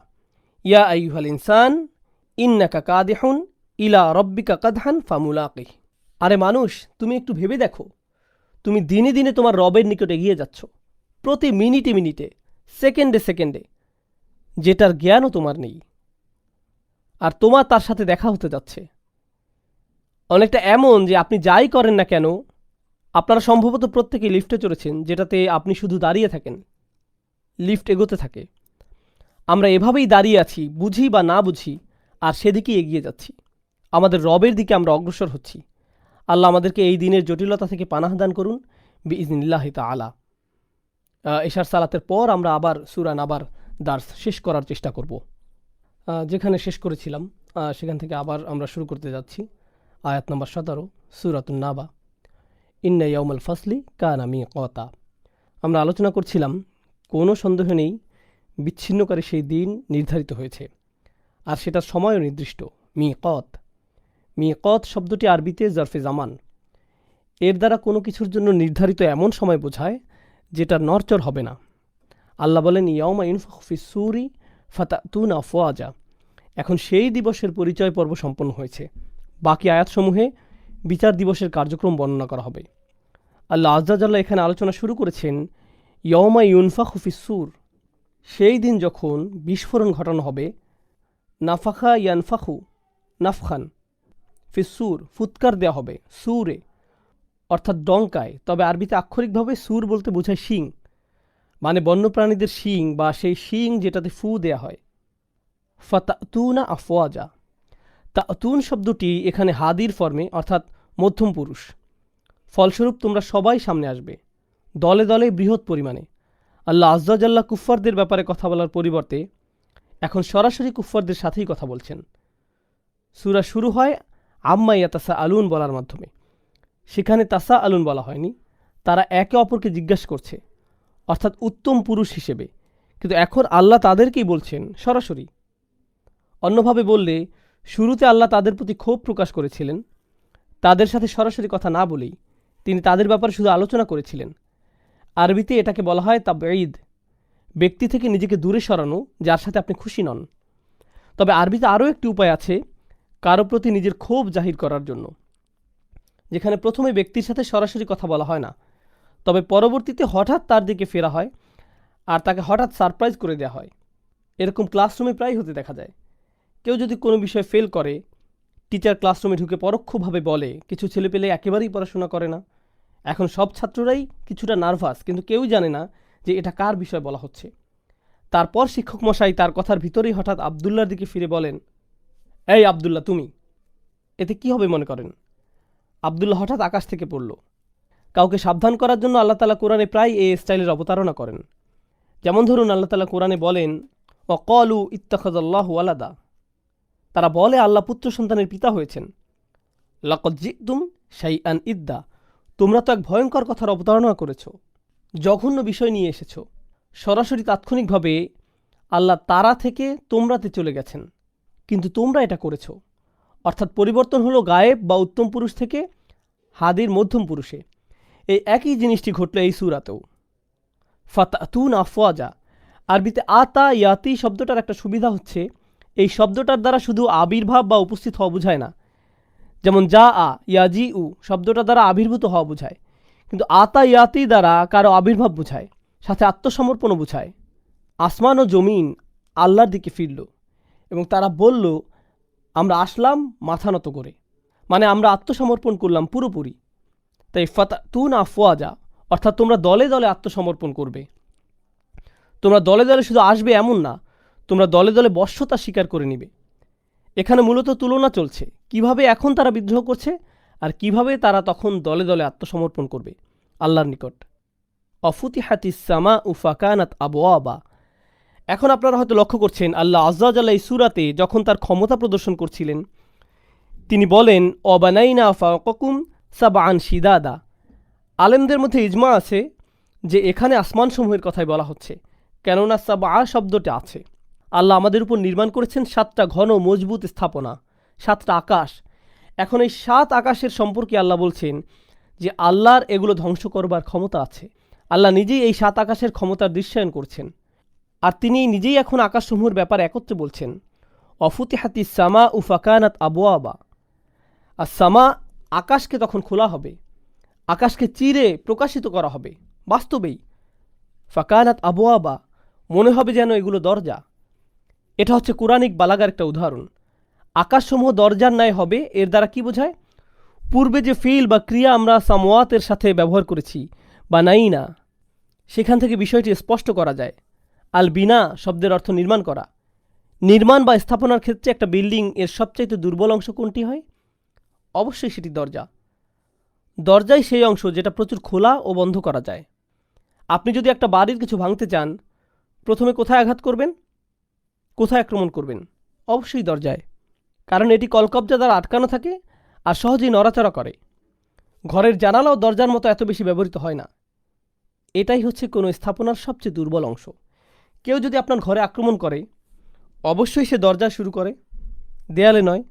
তো আল্লাহ আজ্জা ওয়া জাল্লা এই অতুলনীয় অসাধারণ স্থাপনার ব্যাপারে বলছেন এটা পুরোপুরি একসাথে একটি দুর্বল স্থাপনার ন্যায় হবে, দরজার ন্যায়। ফাকানাত আবওয়াবা, এটাকে মনে হবে এমন দরজার মতো যেটা খোলা ও বন্ধ করা যায়। তোমরা জায়গায় জায়গায় ফাটল দেখতে পাবে, যেখানে আকাশের বর্তমান অবস্থা আমরা জানি। হাল তারা মিন ফুতুর, তোমরা কি কোথাও কোনো ফাটল দেখতে পাও? আল্লাহ আমাদের চ্যালেঞ্জ করছেন দেখানোর জন্য। সুম্মার জিআল বাসরা কাররাতাইনি ইয়ানকালিব ইলাইকাল বাসারু খাসিয়াও ওয়া হুয়া হাসির। তুমি খুঁজতে থাকো, তোমার চোখগুলো ক্লান্ত হয়ে যাবে কিন্তু ত্রুটি খুঁজে পাবে না। আর পরকালে বিচার দিবসের দিন আল্লাহ বলছেন অফুতিহাতিস সামাউ ফাকানাত আবওয়াবা। তখন আকাশের অবস্থা হবে এরকম যে অবস্থার সৃষ্টি করে তিনি অবিশ্বাসীদের মুগ্ধ করতে চেয়েছিলেন। পরবর্তী বিষয়ে লক্ষ্য করুন, আল্লাহ এর আগে প্রথমে বলেছিলেন অল জিবালা আওতাদা। এই সূরাতে তিনি পর্বতের ব্যাপারে বলছেন তোমরা সকলে মিলে যে তাঁবু বানাতে পারো। আর আল্লাহ কেমন বানিয়েছেন লক্ষ্য করো। এই জিবাল, পাহাড় পর্বত, পার্থক্য ঠিক কেমন? এখন তিনি একই পাহাড়ের কথা বলছেন ও সুইরাতিল জিবাল। সুইরাত এখানে মাবনি আল মাজহুল ফিল মাদি, অর্থাৎ অতীতকাল আর কর্মবাচ্য। আল জিবাল এখানে নাইবুল ফাইল, আল ফেইল লা তাসাম্মা বি ফাইল, এটা ব্যাকরণগত নাম, যদিও অপ্রাসঙ্গিক। যাই হোক, তাসির বলতে বোঝায় অসুইগিরাতিল জিবাল বলতে এমন জিনিস বোঝায় যেটা সহজে নড়াচড়া করতে পারে। তাসির বর্তমান সময়ে বোঝাবে যদি আপনি একটা বল নিয়ে সেটা মাটির মধ্যে ঘোরান, এটা হচ্ছে সহজে নড়াচড়া করা, যেখানে কোনো শক্তি খাটানো হয়নি, এটা নিজে নিজেই ঘুরছে ফিরছে। আপনি যখন মনের খুশিতে হেলে দুলে ঘুরছেন তখন আপনি তাসির করছেন, কোনো পরিশ্রম সেখানে নেই। যদি আপনি দৌড়ান তাহলে সেটা নয়, তবে সাধারণভাবে হাঁটাচলা করলে তাসির। আল্লাহ এখানে বলছেন পাহাড় পর্বত সেদিন খুব সহজে হাঁটাচলা করবে, তাদের গড়াগড়ি করার ন্যায় অবস্থা হবে, খাপ ছাড়াভাবে, সহজে হামাগুড়ি দিয়ে খাপ ছাড়াভাবে চলাচল। এটি সবচাইতে কম যার সাথে মিলে সেটি হচ্ছে পাহাড় পর্বত। কিন্তু আল্লাহ বলছেন অসুইরাতিল জিবাল, আর সাথে যোগ করছেন ফাকানাত সারাবা, অর্থাৎ বিভিন্ন পরিণতি। প্রথম অবস্থা হচ্ছে, আগে জেনে নিন, সারাবান বলতে বোঝায় মরিচিকা। শাব্দিক অর্থে এটি মরিচিকা বোঝায়। তারা মরিচিকায় রূপান্তরিত হবে বলতে বোঝানো হচ্ছে জানেন নিশ্চয়ই মরীচিকা কিভাবে বাতাসে ভাসে? ব্যাপারটা অনেকটা এমন হবে যে মনে হবে পাহাড়গুলো বাতাসে ভাসছে। আর একইভাবে মরীচিকার যেমন কোনো বাস্তবতা নেই, শেষে বোঝা যায় যে কিছুই ছিল না, পাহাড় পর্বতগুলোও এরকম কিছুই থাকবে না। এখান থেকে মানুষেরা কি দর্শন করবে তাও বোঝা যাবে। মানুষরা যখন দেখবে পাহাড়গুলো নড়চড় করছে, তারা এটা বিশ্বাস করতে চাইবে না। তারা কি চিন্তা করবে? তাদের নিকট মনে হবে এটা তো মরীচিকা, এটা তো হতেই পারে না।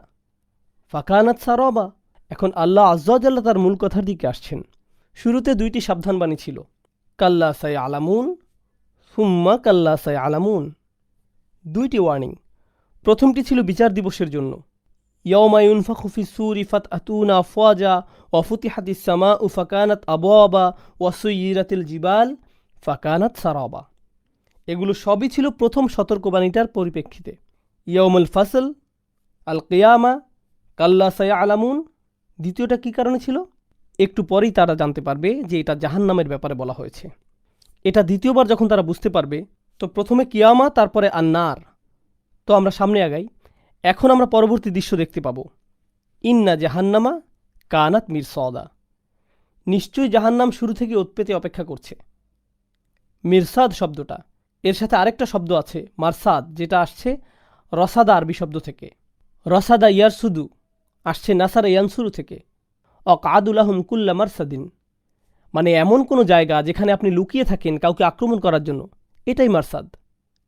মিরসাদ যেটা একটি ভিন্ন শব্দ, এর দ্বারা বোঝায় এমন জায়গা যেটা ওত পেতে থাকার জন্য উৎকৃষ্ট স্থান। অর্থাৎ জায়গাটি ডিজাইন করা হয়েছে শুধুমাত্র শত্রুকে সর্বোৎকৃষ্ট উপায়ে আক্রমণ করার জন্য। আল্লাহ জাহান্নামের ব্যাপারে বলছেন যে এটা ওত পেতে আছে আর অপেক্ষায় আছে শুধুমাত্র আক্রমণের জন্য। এভাবেই বর্ণনা এসেছে, কানাত মিরসাদা। মুফাসসিরদের মধ্যে কয়েকজন, যেমন হাসান আল বাসরি রাহমাহুল্লাহ, তিনি বলছেন ওয়া ইম্মিনকুম ইল্লা ওয়ারিদুহা। সূরা মারিয়ামে আল্লাহ তাআলা বলছেন, তোমাদের এমন কেউ অবশিষ্ট থাকবে না যার এর উপর দিয়ে যেতে হবে না। অর্থাৎ সকলকেই জাহান্নামের আগুনের উপর দিয়ে যেতে হবে। সেই ব্রিজ যেটাকে আসসিরাত বলা হয়, সকলে এর উপর দিয়ে যাওয়ার সময় জাহান্নামের অভিজ্ঞতা নেবে ইনশাআল্লাহ তাআলা, যখন আল্লাহ তার দয়ায় আমাদের এটা পার করিয়ে জান্নাতে প্রবেশ করাবেন। আচ্ছা, এখন ইন্না জাহান্নামা কানাত মিরসাদা, জাহান্নাম অপরাধীদের জন্য ওত পেতে থাকবে। বিশ্বাসীরা সহজেই পার পেয়ে যাবে, কিন্তু অবিশ্বাসীরা এতে পরাস্ত হবে। এটাই ইন্না জাহান্নামা কানাত মিরসাদা। তারপর জাহান্নাম কাদের জন্য ওত পেতে থাকবে? লিত্তাগীনা মাআবা, এটা অপেক্ষায় থাকবে আর তগিনদের জন্য। আল্লাহ বলেননি কাফিরদের জন্য, মুনাফিকদের জন্য, ফাসিকদের জন্য। অনেক শব্দ এখানে ব্যবহার করা যেত। নির্দিষ্টভাবে আল্লাহ এখানে যে শব্দটি ব্যবহার করেছেন আর তগিন, কেননা এটা ভিতরের বিষয় বলা হচ্ছে। কুফুর হচ্ছে মানুষের বাহ্যিক বিষয়, কিন্তু অন্তরে কি থাকে? আত্মজ্ঞান, বিদ্রোহ ভাব। আমি আমার মনে যা চাই তাই করব। এই দুনিয়ায় কিছু মানুষ যারা দেখতে জ্ঞানী, যেমন প্রফেসর, ফিলোসোফার, সায়েন্টিস্ট, ওনারা কিংবা যারা নাস্তিক, তারা ধর্ম মানতে চায় না। এর পেছনের কারণ এই না যে ওনাদের কাছে বড় বড় কোনো যুক্তি আছে। মূল কারণ হচ্ছে ওনারা নিজেদের মন যা চায় সেভাবেই চলতে চান। উচ্চতর কোনো কর্তৃপক্ষ ওনারা মানতে ইচ্ছুক নন। অন্যভাবে বললে, ওনারা অন্য যে কোনো আইন প্রণেতা কর্তৃপক্ষের বিরুদ্ধে বিদ্রোহ করতে চান। সব সমস্যার মূলে এটাই কারণ। আর নাবা ইল আযীম, বা এ সম্পর্কিত কোনো কিছুতে তাদের কোনো আগ্রহ নেই। আম্মা ইয়াতাসাআলুন আনিন নাবা ইল আযীম, তাহলে তারা কি জন্য জিজ্ঞেস করছে? কারণ হচ্ছে তাদের তুগয়ান, মানে লুকানো বিদ্রোহ ভাব। তো আল্লাহ বলছেন এই জাহান্নাম এটা কাদের জন্য উৎপেতে রয়েছে? যাদের অন্তরে এই বিদ্রোহ ভাব বিদ্যমান। তারপর আল্লাহ বলছেন মাআবা, এমন একটি জায়গা যেখানে তাদের যেতেই হবে। তারা বারবার পালাতে চাইবে, আর তাদের ধরে ধরে সেই জায়গাতে নিয়ে যাওয়া হবে। লিত্তাগীনা মাআবা, এমন স্থান যেখানে আপনি আশ্রয় নিতে ফিরে আসেন। এর থেকে আপনি বাঁচতে পারবেন না। আল্লাহ আজ্জা জাল্লা আমাদের জাহান্নামের আগুন থেকে রক্ষা করুক। মাআব শব্দটি একই সাথে মাজদার আর জারফ, তার মানে এর দ্বারা একই সাথে স্থান নেয়ার জায়গা আর সাথে নিজেই অবস্থান বোঝায়। যেভাবে সাধারণত এটার ব্যাখ্যা করা হয়, লাবিসিনা ফিহা আহকাবা, এটা খুবই গুরুত্বপূর্ণ একটি আয়াত, যেটার বোঝাপড়া নিয়ে একটু ভুল বোঝাবুঝি হয়। আমরা স্পষ্ট করব ইনশাআল্লাহ তাআলা। লাবিসা, ইয়ালবাসু, লাবসুন, লাবাসুন, লাবাসাতুন, এই শব্দগুলোর ব্যবহার করা হয় কোনো জায়গায় অনেকক্ষণ ধরে থাকা বোঝাতে। তো আত্তাগিন সায়াকুনু লাবিসিন, তারা সেখানে অনেক লম্বা সময় ধরে অবস্থান করবে। তারপর এই সময়কালকে আবার পরিমাণে দেখানো হয়েছে আহকবা শব্দটির দ্বারা। আহকব শব্দটি হচ্ছে হুকুব শব্দের বহুবচন। এই শব্দের ব্যাপারে অনেকেই মন্তব্য করেছেন, তবে বিখ্যাত হিসাবে আলী রাদিয়াল্লাহু তাআলা আনহুর মন্তব্যটি আমরা নিচ্ছি। তিনি বলেন, হুকবা হচ্ছে ৮০ বছর, যার প্রতিটি দিন আবার ১,০০০ বছরের সমান। কাতাদা রাদিয়াল্লাহু তাআলা আনহু আবার ভিন্ন মন্তব্য করেছেন। যাই হোক, যদি এটা ৮০ বছর হয়, যার প্রতিটা দিন ১,০০০ বছরের সমান, তারপরেও এটা কি অসীম নাকি সসীম? অবশ্যই সসীম। তাই মুফাসসিরুনরা অনেকে এখান থেকে মন্তব্য করেছেন যে জাহান্নামের আগুন একসময় ফুরিয়ে যাবে। তো কিছুটা আশা পাপীরাও রাখতে পারে। কিন্তু হাসান আল বাসরি রাহিমাহুল্লাহ এ বিষয়ে বলেন, আল্লাহ আজ্জা জাল্লা এখানে হুকবান বলেননি, বরং বলেছেন আহকবা, অর্থাৎ অনেকগুলো হুকবা, বহুবচন, যার মানে বোঝায় একটি হাক শেষ হলে আরেকটি শুরু হয়ে যাবে। যদি শুধু হুকবা বলা হতো তাহলে হয়তো আমরা বুঝতাম যে একটা ৮০ বছরের সেট, যেখানে প্রতিটা দিন ১,০০০ বছর, তারপর হয়তো ছুটি। কিন্তু না, এখানে বহুবচন ব্যবহৃত হয়েছে, যেটা অফুরন্ত। এর সাথে পরের আয়াতের তাফসিরেও ব্যাপারটা আরও স্পষ্ট। তো হাসান বসরি বলছেন, বহুবচন ইঙ্গিত করছে যে এর কোনো শেষ নেই। এক হাক শেষ হলে পরবর্তী হাক শুরু হয়ে যাবে, দ্বিতীয়টা শেষ করলে পরেরটা শুরু হচ্ছে, এভাবে চলতে থাকবে। তো আসলে এটা আশা নয়, বরং হতাশা বৃদ্ধি করে। কাফির হয়তো চিন্তা করবে, আমি একটা পূর্ণ হাক কাটিয়েছি, সম্ভবত আমার হয়ে গেছে। ভুল আশায় যখন সে খুশি হতে নিবে, পরবর্তী হুকমা শুরু হবে। তো এটা আসলে এক ধরনের মানসিক পীড়া যা আল্লাহ আজ্জা জাল্লা কাফিরদের জন্য করতে চাচ্ছেন। হাকবা বলতে মানসিক টর্চার বোঝাচ্ছে। অন্য জায়গায় আবাদা বলছেন আল্লাহ সুবহানাহু ওয়া তাআলা, যার দ্বারা চিরদিনের জন্য বোঝায়। আমি আবারও বাচ্চাদের উদাহরণটা টেনে আনি। কোনো বাচ্চাকে যখন তার শিক্ষক ১০ মিনিটের জন্য শাস্তি দেয়, যদি শিক্ষক জানে যে এটা আসলে ১০ মিনিট নয়, ২০ মিনিট, ১০ মিনিট যখন শেষ হওয়ার মুহূর্তে আসে আর টিচার বলে আরও ১০ মিনিট করতে হবে, পরবর্তী ১০ মিনিট তার কাছে আর ১০ মিনিট থাকে না, সেটা ঘন্টা থেকেও অনেক বেশি মনে হয় তার কাছে। মনে হয় এই ১০ মিনিট আর এই জীবনে শেষ হবে না। এটাই হচ্ছে অপরাধীর জন্য একটা মানসিক অত্যাচার। তাকে আশা দেয়া হয়েছে যে হাক শেষ হতে যাচ্ছে, এমন সময় আরেকটা শুরু হয়ে গেল। কিভাবে আমরা এ ব্যাপারে নিশ্চিত হতে পারি? কেননা পরবর্তী আয়াতে আল্লাহ আজ্জা জাল্লা বলছেন, ফাযুকু ফালান নাযীদাকুম ইল্লা আযাবা। এটাই হচ্ছে প্রমাণ, এই আয়াত। আল্লাহ বলছেন, দেখো এখন তোমাদের জন্য শাস্তি ছাড়া আর অন্য কিছু আমরা বৃদ্ধি করব না। এই আয়াতটা আসলে কাফিরদের জন্য সবচেয়ে ভয়ঙ্কর আয়াত পুরো কোরআনে। যখন এটাতে যাব তখন আরও আলোচনা হবে ইনশাআল্লাহ। এখন আমরা যাচ্ছি সেই দুই ধরনের শাস্তির দিকে যেগুলো আল্লাহ এই সূরাতে প্রগাঢ়ভাবে বলেছেন। লা ইয়াযুকুনা ফিহা বারদাও ওয়ালা শারাবা। তারা এখানে আস্বাদন করবে না কোনো ধরনের শীতলতা বা কোনো ধরনের পানীয়। আপনারা হয়তো জানেন, আল্লাহ তাআলা যখন কোরআনে জাহান্নামের একেবারে সর্বনিম্ন পর্যায়ের কথা বলেন, ওয়ালা ইম্মাসাতহুম নাফহাতুন মিন আযাবি রাব্বিক, যদি তারা আল্লাহর আযাবের একেবারে সামান্য ছোঁয়াও পায়, যে শব্দটি এখানে ব্যবহৃত হয়েছে নাফহা, আরবিতে এই ধরনের শব্দ আছে নাফহা যেটা নুন দ্বারা শুরু, লাফহা যেটা লাম দ্বারা শুরু, দুইটা শব্দ। লাফহা বলতে বোঝায় উষ্ণ বাতাস, কিন্তু নাফহা যেটা নুনের সাথে, সেটার দ্বারা বোঝায় ঠান্ডা বাতাস। তো আল্লাহ বলছেন, যদি জাহান্নামের একেবারে ঠান্ডা বাতাসও তাদের স্পর্শ করে, সেটাও এত গরম হবে যে লা ইয়াকুলুন্না ইয়া ওয়াইলানা ইন্না কুন্না যালিমিন, তারা জোরে জোরে চিৎকার করতে থাকবে, বারবার আমাদের উপর ধ্বংসপতিত হয়েছে, আমরা আসলেই অন্যায়কারী ছিলাম, আমরা আসলেই ছিলাম অবিরত অন্যায়কারী। তো এখানে আল্লাহ বলছেন যে তারা শীতল ধরনের কোনো কিছুর স্বাদ পাবে না, পানযোগ্য কিছুও পাবে না। মজার বিষয় হলো, লক্ষ্য করুন যে শ্রোতারা ছিল মরুভূমির মানুষ। মরুভূমিতে আপনি কোন দুটি জিনিস বেশি কামনা করেন? আপনি চান কিছুটা হলেও শীতলতা, আর সাথে চান পানীয়। মরুভূমি জীবনের এগুলোই মজা। আর আপনারা জানেন সেই আরবি শব্দ সমষ্টি কুররাতা আয়ুনু, তার চক্ষু শীতল হলো। এটা ব্যবহৃত হয় যখন আপনি মরুভূমি দিয়ে যাচ্ছেন আর এতটাই উষ্ণ আবহাওয়া যে আপনার চোখ গরমে জ্বলছে। পরে যখন উষ্ণতা কমে বা বালুঝড় থেমে যায়, তখন আপনি বলেন যে আমার চক্ষু শীতল হলো। এই শব্দ যুগলটি আল্লাহ কোরআনে ব্যবহার করেছেন যখন তিনি আমাদের জীবনসঙ্গী আর সন্তানদের বোঝাতে চেয়েছেন, রব্বানা হাবলানা মিন আজওয়াজিনা ওয়া যুররিয়াতিনা কুররাতা আয়ুন, আমাদের চোখের প্রশান্তি। তো শীতলতা আরবি কালচারে বড়ই প্রশান্তির বিষয়। আর আল্লাহ সেই প্রশান্তিটি ছিনিয়ে নিচ্ছেন আর তাদের পানীয় থেকেও বঞ্চিত করছেন। তারপর তিনি আরও দুইটি বিষয় যুক্ত করেছেন, ইল্লা হামিমান ওয়া গসাক।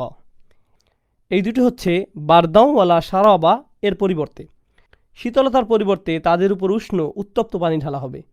তো এটা হচ্ছে আগের দুটোর জায়গায় ঠান্ডা কিছু পাওয়ার পরিবর্তে তাদের আগুনে জ্বালানো হচ্ছে। আর পানীয়র পরিবর্তে তারা পাচ্ছে গসাক। গসাক হচ্ছে পুজ অথবা পচা রক্ত। জাহান্নামে তাদের অন্যান্য সঙ্গীদের থেকে শাস্তির মাধ্যমে যে পচে গলে যে পুজ বা পচা রক্ত নিঃসরণ হচ্ছে, সেটাই এখন তাদের একমাত্র পানীয় যা তারা পাবে। আল্লাহ আমাদের জাহান্নামের আগুন থেকে রক্ষা করুন। সব শেষে আল্লাহ সুবহানাহু ওয়া তাআলা যখন এভাবে ব্যাখ্যা করছেন, অবিশ্বাসীরা বলতে পারে এগুলো তো জঘন্য অত্যাচার, খুবই মারাত্মক। আমরা কি এতটাই খারাপ যে এগুলো আমাদের সাথে হবে? তো এরপর আল্লাহ কি বলছেন দেখুন, জাযাআন ওয়িফাকা। জাযা শব্দের অর্থ পরিশোধ করা। জাযা শব্দের অর্থ পরিশোধ করা, যেটার ভিতর এই অর্থ অনেকটা নিহিত যে তুমি যা করো তাই পাবে, পরিপূর্ণ। কিন্তু তারপর আল্লাহ ওয়িফাক শব্দটি যুক্ত করছেন। ওয়িফাক হচ্ছে ওয়াফাকা শব্দের মাসদার। এখানে মাসদার রূপটি ব্যবহৃত হচ্ছে ইসমে ফাইলের জায়গায়। আমরা এখানে যে শব্দটি আশা করছিলাম সেটা হচ্ছে জাযাআন মুওয়াফিকুন।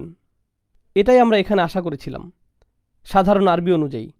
তবে যখন আপনি বলছেন ওয়িফাক, তার মানে এখানে এর চাইতে উত্তম, একেবারে যথার্থ শাস্তি আর কোনোটা হতে পারে না। অর্থাৎ এই শাস্তি হচ্ছে এই জাহান্নামীরা ঠিক যতটা প্রাপ্য ঠিক বরাবর ততটুকু, এক বিন্দু কমও না বেশিও না। জাযাআন ওয়িফাকা। আর কাফিররা চিন্তা করবে, আমি আসলে এত কী বা খারাপ করলাম যে আমার আজকে এই অবস্থা? আল্লাহ বলছেন এটা হচ্ছে একেবারে যথার্থ শাস্তি যা তোমার প্রাপ্য। এখানে অতিরিক্ত কিছুই করা হয়নি, কোনো অন্যায় কিছুই চাপিয়ে দেওয়া হয়নি। এটাই ন্যায় বিচার। কোনো জুলুম করা হয়নি, যা তোমার পাওনা ঠিক তাই দেয়া হলো। তাহলে এমন কি কাজ আমি করলাম বলুন? ইন্নাহুম কানু লা ইয়ারজুনা হিসাবা।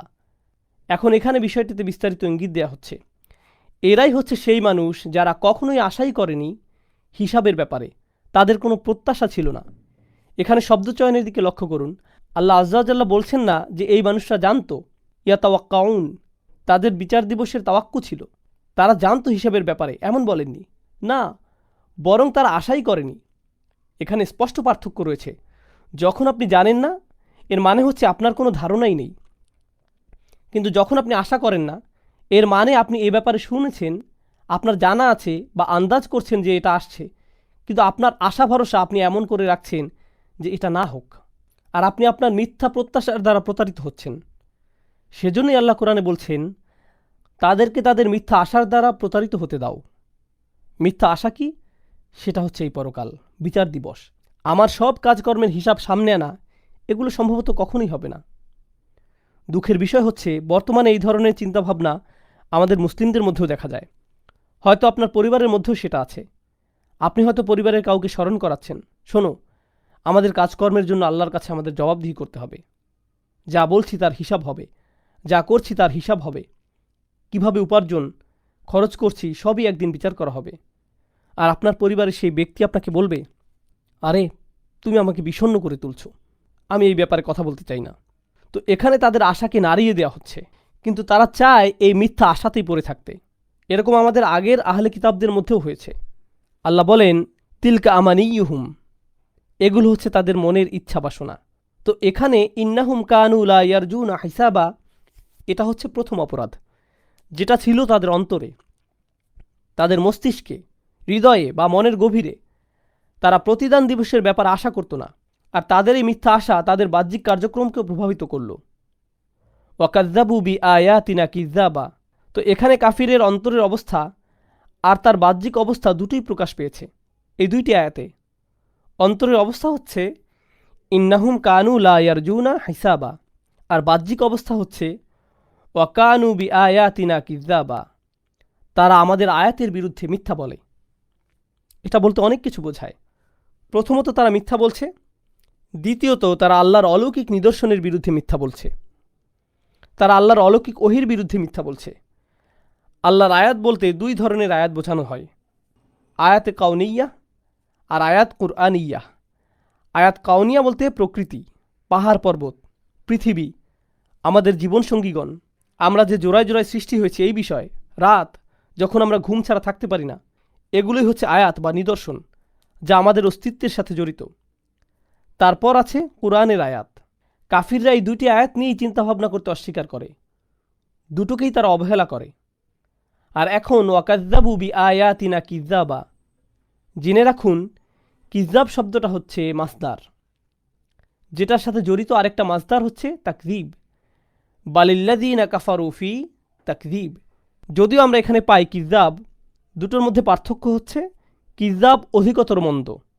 কিজ্জাব শব্দটি তাকযীব থেকে অধিকতর জঘন্য বোঝায়। আর যদি আপনি দুটো সূরার মধ্যে তুলনা করেন, তাহলে এই সূরাতে যাদের কথা বলা হয়েছে তারা নিতান্তই বেশি মন্দ। তাই এখানে এই শব্দটির ব্যবহার হয়েছে অন্যটির পরিবর্তে। যাই হোক, ওয়াকাজ্জাবু বি আয়াতিনা কিজ্জাবা, তারা জঘন্যভাবে এবং প্রতিনিয়ত আমাদের আয়াতের বিরুদ্ধে মিথ্যা বলছে, অর্থাৎ নবী রাসূলদের বিরুদ্ধে মিথ্যা বলছে, সত্যের বিরুদ্ধে মিথ্যা বলছে, কাউকে মিথ্যা বানিয়েছে বা যে সত্য বলছিল তাকে মিথ্যা প্রমাণ করছে। এছাড়াও সত্যবাদী কাউকে চারিত্রিকভাবে নিচু বানিয়ে দেয়া, এটাও তাকযীবের ভিতরে পড়ে। সে যা বলছে আপনি তা অস্বীকার করছেন না, কিন্তু আপনি তার চরিত্র হননের চেষ্টা করছেন। অনেক কাফিররাই এমনটা করেছে নবী রাসূলদের বিরুদ্ধে আলাইহিমুসসালাম। সত্যের বিরুদ্ধে তাদের কোনো যুক্তি বা দলিল ছিল না, তাই না পেরে তারা আল্লাহর বার্তাবাহকদের অপমান করার চেষ্টা করত। এতে হয়তো ঝামেলা শেষ হবে। এরপর আল্লাহ আযজা ওয়া জাল্লা বলছেন ওয়াকুল্লা শাইইন আহসাইনাহু কিতাবা। এই আয়াত তাদের মিথ্যা আশা শেষ করে দেয়। তারা আশা করছিল কোনো হিসাবের দিন থাকবে না। হিসাবের কথা বলতে গিয়ে আল্লাহ বলেন ওয়াকুল্লা শাইইন আহসাইনাহু কিতাবা, প্রত্যেকটা বিষয়। কুল্লা শাইইন হচ্ছে মাফউল বিহি, আর এটা হচ্ছে মুকদ্দাম, অর্থাৎ আগে নিয়ে আসা হয়েছে তাআজ্জুবের কারণে, অর্থাৎ আকস্মিকতা বোঝাতে। তোমরা অবাক হইও না, আমরা প্রতিটা বিষয় আয়াত্তে নিয়ে রেখেছি। আহসাইনা, ইহসা শব্দটি আরবিতে, আধুনিক আরবিতে গণনা বোঝায়, আদাদা শব্দটির মতো, যেটিও গণনা বোঝায়, কিন্তু দুটির মধ্যে একটা পার্থক্য রয়েছে। ইহসা বলতে বোঝায় গণনা করে রাখা, আর সাথে সেটা রক্ষাও করা। গণনার সাথে আর্কাইভ বা সেভ করে রাখা, যাতে পুরোপুরি সংরক্ষিত থাকে। মানে আপনি এভাবে আপনার ডাটা হারাবেন না। যেমন অ্যাকাউন্টেন্ট বা লাইব্রেরিয়ান বইগুলো গণনা করে, টুকি রাখতে পারে, কিন্তু বইগুলো আগুনে পুড়ে যেতে পারে বা হার্ড ড্রাইভ ক্রাশ করতে পারে। কিন্তু ইহসা শব্দের অর্থ আপনি সেগুলো গুনে রাখছেন শুধু এমন না, বরং সাথে সুরক্ষিতও করে রাখছেন, যাতে কোনো ক্ষতি না হয়। আল্লাহ বলেন ওয়াকুল্লা শাইইন আহসাইনাহু, আমরা সেটা গণনা করেছি আর সাথে সুরক্ষিতও করেছি। দুটোই। কিতাবা অর্থাৎ লিখিতভাবে বা লিখিত ডকুমেন্ট। ফাজুকু, এটা এমন একটি আয়াত যেটা সম্পর্কে বলা হয়েছে, আলেমগণ বলেন যে এই আয়াতটি হচ্ছে কোরআনের সবচেয়ে ভয়াবহ আয়াত, যেটি নিয়ে আমরা আলোচনা করতে যাচ্ছি। প্রতিবার যখনই তারা বের হয়ে আযাব থেকে পরিত্রাণ পেতে চেয়েছে, তাদের এমন আযাবে প্রবেশ করানো হয়েছে যেটা আগেরটার চাইতেও ভয়াবহ। এটাই সেটা যা এখানে উল্লেখিত হয়েছে। যাই হোক, ফাজুকু, আল্লাহ বলেন তারপর তোমরা এগিয়ে যাও আর স্বাদ নিতে থাকো। এখন আপনারা যদি আগের আয়াতটির দিকে লক্ষ্য করেন, ওয়াকাজ্জাবু বি আয়াতিনা কিজ্জাবা, তারা মিথ্যা বলেছিল, এখানে নাম পুরুষ ব্যবহার করা হয়েছে, মানে বাঈদ, অর্থাৎ অনেক দূরের বিষয়। কিন্তু হঠাৎ ফাজুকু, তোমরা সকলে স্বাদ গ্রহণ করো, এখানে তুমি বলে সম্বোধন করা হচ্ছে, তারা নয়, নিকটে আনা হচ্ছে বিষয়টা। এখানে মূলনীতি হচ্ছে আল ইলতিফাত সাহিদ আলাল সিদ্দাতিল গাদাব, নাম পুরুষ থেকে সরাসরি মধ্যম পুরুষে চলে আসার মাধ্যমে বোঝানো হচ্ছে আল্লাহর ক্রোধ এখানে ঠিক কতটা ব্যাপক, যে কারণে তিনি এখানে এভাবে কথা বলছেন শাস্তির ক্ষেত্রে। এখানে আরেকটি বিষয় হচ্ছে আল্লাহ আযজা ওয়া জাল্লা তাদের বলেননি ফাকাল রব্বুহুম লাহুম, তাদের রব তাদের বলেছিলেন, অথবা ক্বাল আল্লাহু লাহুম, আল্লাহ তাদের বলেছিলেন, ইয়াকুলুল্লাহু, আল্লাহ তাদের বলবেন। আল্লাহ তাদের নামের পাশে নিজের নাম বসাচ্ছেন না, জাহান্নামীদের পাশে আল্লাহ নিজের নাম বসান না। কোরআনের বিভিন্ন জায়গায় আপনারা দেখতে পাবেন কিলা শব্দটি তাদের বলা হয়েছিল, অথবা তাদের বলা হবে। আল্লাহ তাদের দিকে এমনকি ফিরছেনও না। ওয়ালা ইয়ানজুরু ইলা ইয়াউমুল কিয়ামা ওয়ালা ইউযাক্কিহিম ওয়ালা ইউকাল্লিমুহুমুল্লাহ, সাথে আল্লাহ এটাও বলছেন আল্লাহ সরাসরি তাদের সাথে কথা বলবেন না, তো তাদের এভাবে বলা হবে। কিন্তু অন্যান্য আলেমদের মত অনুযায়ী বিচার দিনের সময় আল্লাহ তাদের উদ্দেশ্য করে বলবেনই না, সরাসরি বলবেনই না। এটা হচ্ছে তাদের শাস্তির অংশ, যে তিনি তাদের দিকে ফিরেও তাকাবেন না। জাহান্নামের আগুন হতে আল্লাহ আমাদের রক্ষা করুন। ফাযুকু ফালান নাযীদাকুম ইল্লা আযাবা, তারপর তোমরা অগ্রসর হও আর স্বাদ নাও। অর্থাৎ ফলস্বরূপ আমরা তোমাদের জন্য শাস্তি ব্যতীত অন্য কিছুই বৃদ্ধি করব না। তারা কিসের জন্য মিনতি করতে থাকবে? সামান্য বারদের জন্য, সামান্য শরাবের জন্য, একটু সামান্য শীতলতা, একটু যদি বাঁচা যেত, একটু কিছু যদি পান করা যেত। কিন্তু আল্লাহ বলছেন তোমাদের জন্য শুধুমাত্র একটা জিনিসই আমি বৃদ্ধি করতে পারি, সেটা হচ্ছে আগের বারের চাইতেও ভয়ঙ্কর শাস্তি। এখন অবস্থার পরিবর্তন হতে যাচ্ছে। অপর বা উল্টো পাশে আমরা এখন দেখতে পাবো এখানে দুইটি শ্রোতা রয়েছে আল্লাহ সুবহানাহু ওয়া তাআলার। একটা হচ্ছে কুফফাররা, অপরটা হচ্ছে মুত্তাকি। আল্লাহ যখন মুত্তাকিদের সাথে কথা বলছেন তখন তিনি সরাসরি তাদের দিকে ফিরেই বলছেন, তাদের নসিহত করছেন। আর এভাবে কাফিররাও শুনতে পাচ্ছে আল্লাহ কিভাবে মুত্তাকিদের সাথে কথা বলেন। তাই আপনাদের বুঝতে হবে আল্লাহ কিভাবে কথা বলেন ভিন্ন ভিন্ন শ্রোতার ক্ষেত্রে, আর যা বলা হচ্ছে তার মর্ম আসলে কি। আল্লাহ সুবহানাহু ওয়া তাআলা এখন মুত্তাকিদের দিকে ফিরছেন। ইন্নালিল মুত্তাকিনা মাফাজা, এটা শুধুমাত্র যাদের তাকওয়া আছে তাদের জন্য, মুমিনদের জন্য বলা হয়নি, যারা ঈমান এনেছে এভাবে বলা হয়নি, বলা হয়েছে ইন্নালিল মুত্তাকিনা। কিন্তু কেন কেন তাকওয়ার কথা বলা হয়েছে মনে করেন? তাকওয়া শব্দটি দুইভাবে অর্থ হয়। এক হচ্ছে ভয়, আমরা সচরাচর এভাবেই করতে দেখি, কিন্তু এটা সঠিক নয় পুরোপুরি। ভয় হচ্ছে আরবিতে খৌফ, যেমন কোরআনে আছে ইন্নী আখাফুল্লাহ, যখন ইবলিস বলে ইন্নী আখাফুল্লাহ রব্বিল আলামিন। কিন্তু এখানে তাকওয়া বলতে বোঝানো হয়েছে সেই সাবধানতা অবলম্বন যা আপনি করে থাকেন ভয়ের ফলস্বরূপ। ভয়ের কারণে আপনি ঠিক যা যা করে থাকেন, যখন আপনি ঘর ঠিকমতো লক করেন, ভালোভাবে চেক করে ঘুমাতে যাচ্ছেন, আপনি তাকওয়ার প্র্যাকটিস করছেন। যখন হজে যাওয়ার আগ মুহূর্তে আপনি কাগজপত্র, পাসপোর্ট ইত্যাদি ভালোভাবে দেখে বুঝে নিচ্ছেন, আপনি তাকওয়ার চর্চা করছেন। ফাতাজাওয়াদু ফা ইন্না খয়রা জাদুন আত-তাকওয়া। তো তাকওয়া হচ্ছে সতর্কতামূলক কাজকর্ম করে নেয়া। আক্ষরিকভাবে আল্লাহ আজ্জা জাল্লা আমাদের কোরআনে বলছেন ফাত্তাকুন্নার, জাহান্নামের আগুন থেকে বাঁচতে সতর্ক হও, এমন কাজকর্ম করো যাতে করে শেষে জাহান্নামের আগুনে পুড়তে না হয়। এটাই তাকওয়া। তো সাবধান থাকো, খুঁতখুঁতে থাকো নিজের কাজকর্মের ব্যাপারে, কারণ সাবধানে না থাকলে শেষে বিপদে পড়তে হতে পারে। এরাই হচ্ছে তাকওয়াবান মানুষ। তাকওয়া অনুভূতির চাইতেও বেশি কিছু বোঝায়। এটা এমন অনুভূতি যার পরিণতি আমাদের কিছু না কিছু করতে বাধ্য করে। আপনি কিছু করেন যাতে নিজে বাঁচতে পারেন, নিজেকে সাহায্য করেন, এটাই তাকওয়া। ইন্নালিল মুত্তাকিনা, সেসব মানুষ যাদের ভয় ছিল, যারা সাবধান ছিলেন, তাদের ভয় ছিল যে কাজের পরিণতি ভোগ করতে হবে, আর সেই ভয়কে তারা কাজে রূপান্তর করেছিল। শুধুমাত্র তাদের জন্য আছে মাফাজা। মাফাজ শব্দটি মাস্তার আর জারফ দুটোই হতে পারে। এর দ্বারা বোঝায় তারা সফল হতে পারে, সাথে সফলতা উদযাপনের স্থানও তারা পেতে পারে, আর এর সাথে নির্দিষ্ট সময়ও তারা পেতে পারে। যখন তারা তাদের সফলতা উদযাপন করবে, তিনটা অর্থ পাওয়া যাচ্ছে কেবল একটা শব্দ থেকে, মাফাজান শব্দটি। আবারও এর দ্বারা বোঝায় শুধুমাত্র তাকওয়াবান মানুষেরাই সফল। সফলতা হিসাবে নির্দিষ্ট জায়গাও থাকবে, যেটা জরফ মাকান, সফলতার স্থান অর্থাৎ জান্নাত। মাফাজ শব্দের অর্থ এছাড়াও সফলতার সময়কাল বোঝায়, মানে বিশ্বাসীদের অবশ্যই ধৈর্যশীল হতে হবে, শীঘ্রই তারা পাবে। এখন হয়তো পাচ্ছে না, কিন্তু নিঃসন্দেহে শীঘ্রই তারা পেতে যাচ্ছে একটা নির্দিষ্ট সময়ে। হাদাইকা ওয়া আনাবা, এরপর আল্লাহ বিবরণ দিচ্ছেন অন্তত পক্ষে যে স্থানে তারা থাকবে সেটার হাদাইকা অর্থাৎ বাগান। আরবিতে হাদাইক শব্দটি বেশ মজার। এর দ্বারা বোঝায় এমন কোনো বাগান যেটার উঁচু দেয়াল বা বেড়া রয়েছে, মানে এটি দ্বারা সংরক্ষিত কোনো বাগান বোঝায় যেটাতে কেবল মালিক একাই যেতে আসতে পারবে। এটাই হাদিকা বা জান্নাত শব্দটি হতে একটু ভিন্ন। এছাড়াও হাদাইকা শব্দটির সাথে জড়িত একটি শব্দ হচ্ছে হাদাকা, যার দ্বারা বোঝায় চোখের মণি, কেননা এটা একটা চমৎকার বর্ণ দ্বারা পরিবেষ্টিত। অর্থাৎ এমন একটি বাগানের কথা বলা হচ্ছে যা কিনা বিভিন্ন রঙের মিশ্রণ, বর্ণ দ্বারা বৈশিষ্ট্যমণ্ডিত। হাদাইকা বলতে এমন একটি বাগানই বোঝায়। হাদাইক এখানে বহুবচন, অনেকগুলো বাগান। ও আনাবা মানে আঙুর, এটি এমন এক খাবার যাতে ইতিমধ্যেই পানীয় মজুদ আছে, একের ভিতরে দুই। সুবহানাল্লাহ। ও কাওয়াইবা আতরাবা, কাওয়াইব হচ্ছে কাইব শব্দের বহুবচন, যার অর্থ হচ্ছে খুবই আকর্ষণীয়, সুন্দরী তরুণী, যাদেরকে আতরাবা বলা হয়েছে। তারা একের অধিক থাকবে বিশ্বাসীদের জন্য।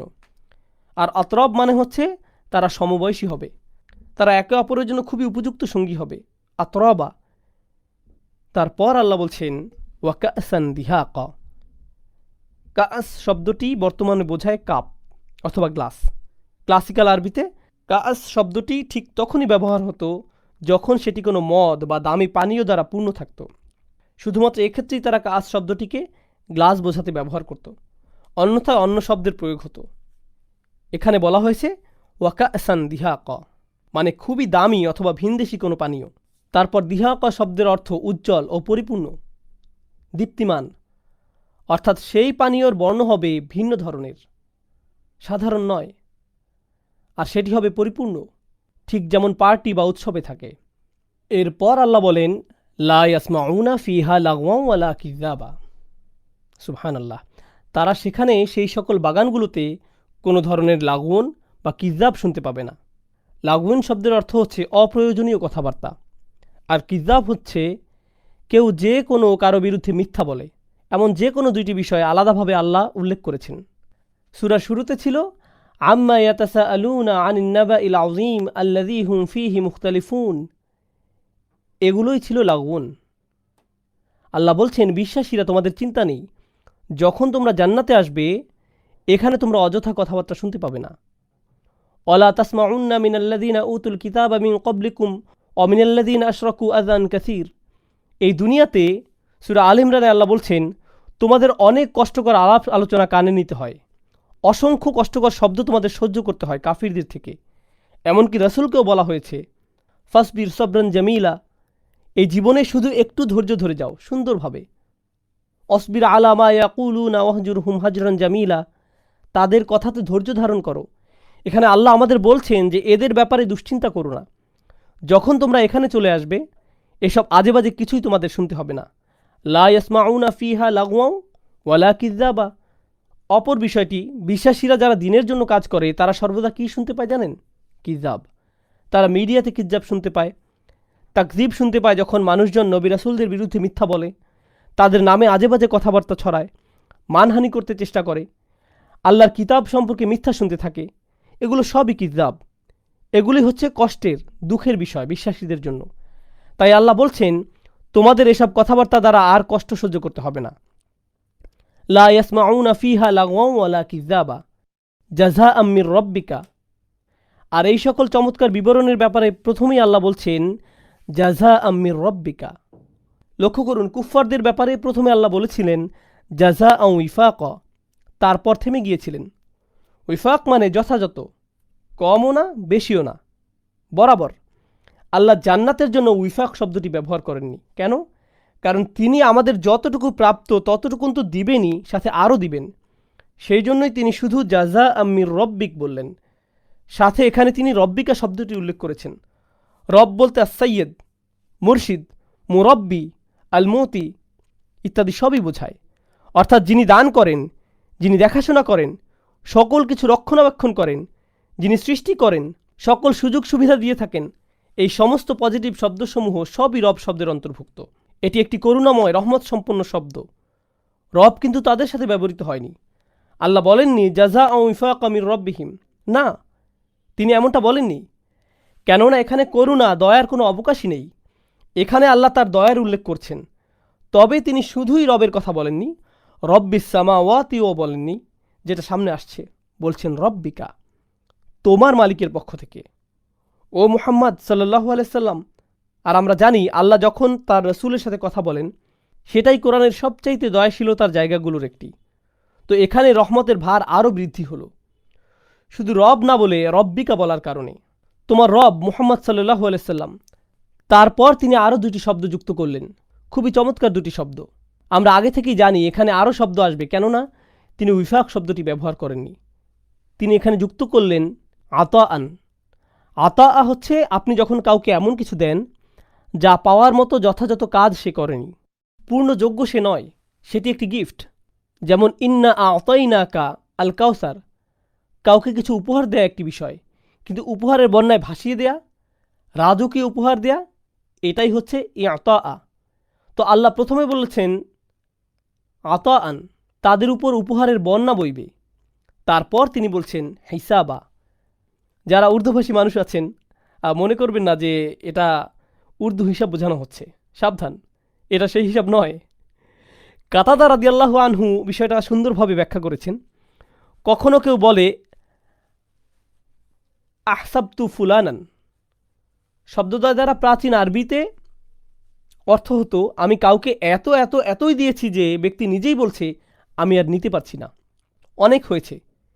ঠিক এই পয়েন্টে যখন সে পৌঁছায় তখন সে বলে হিসাবান।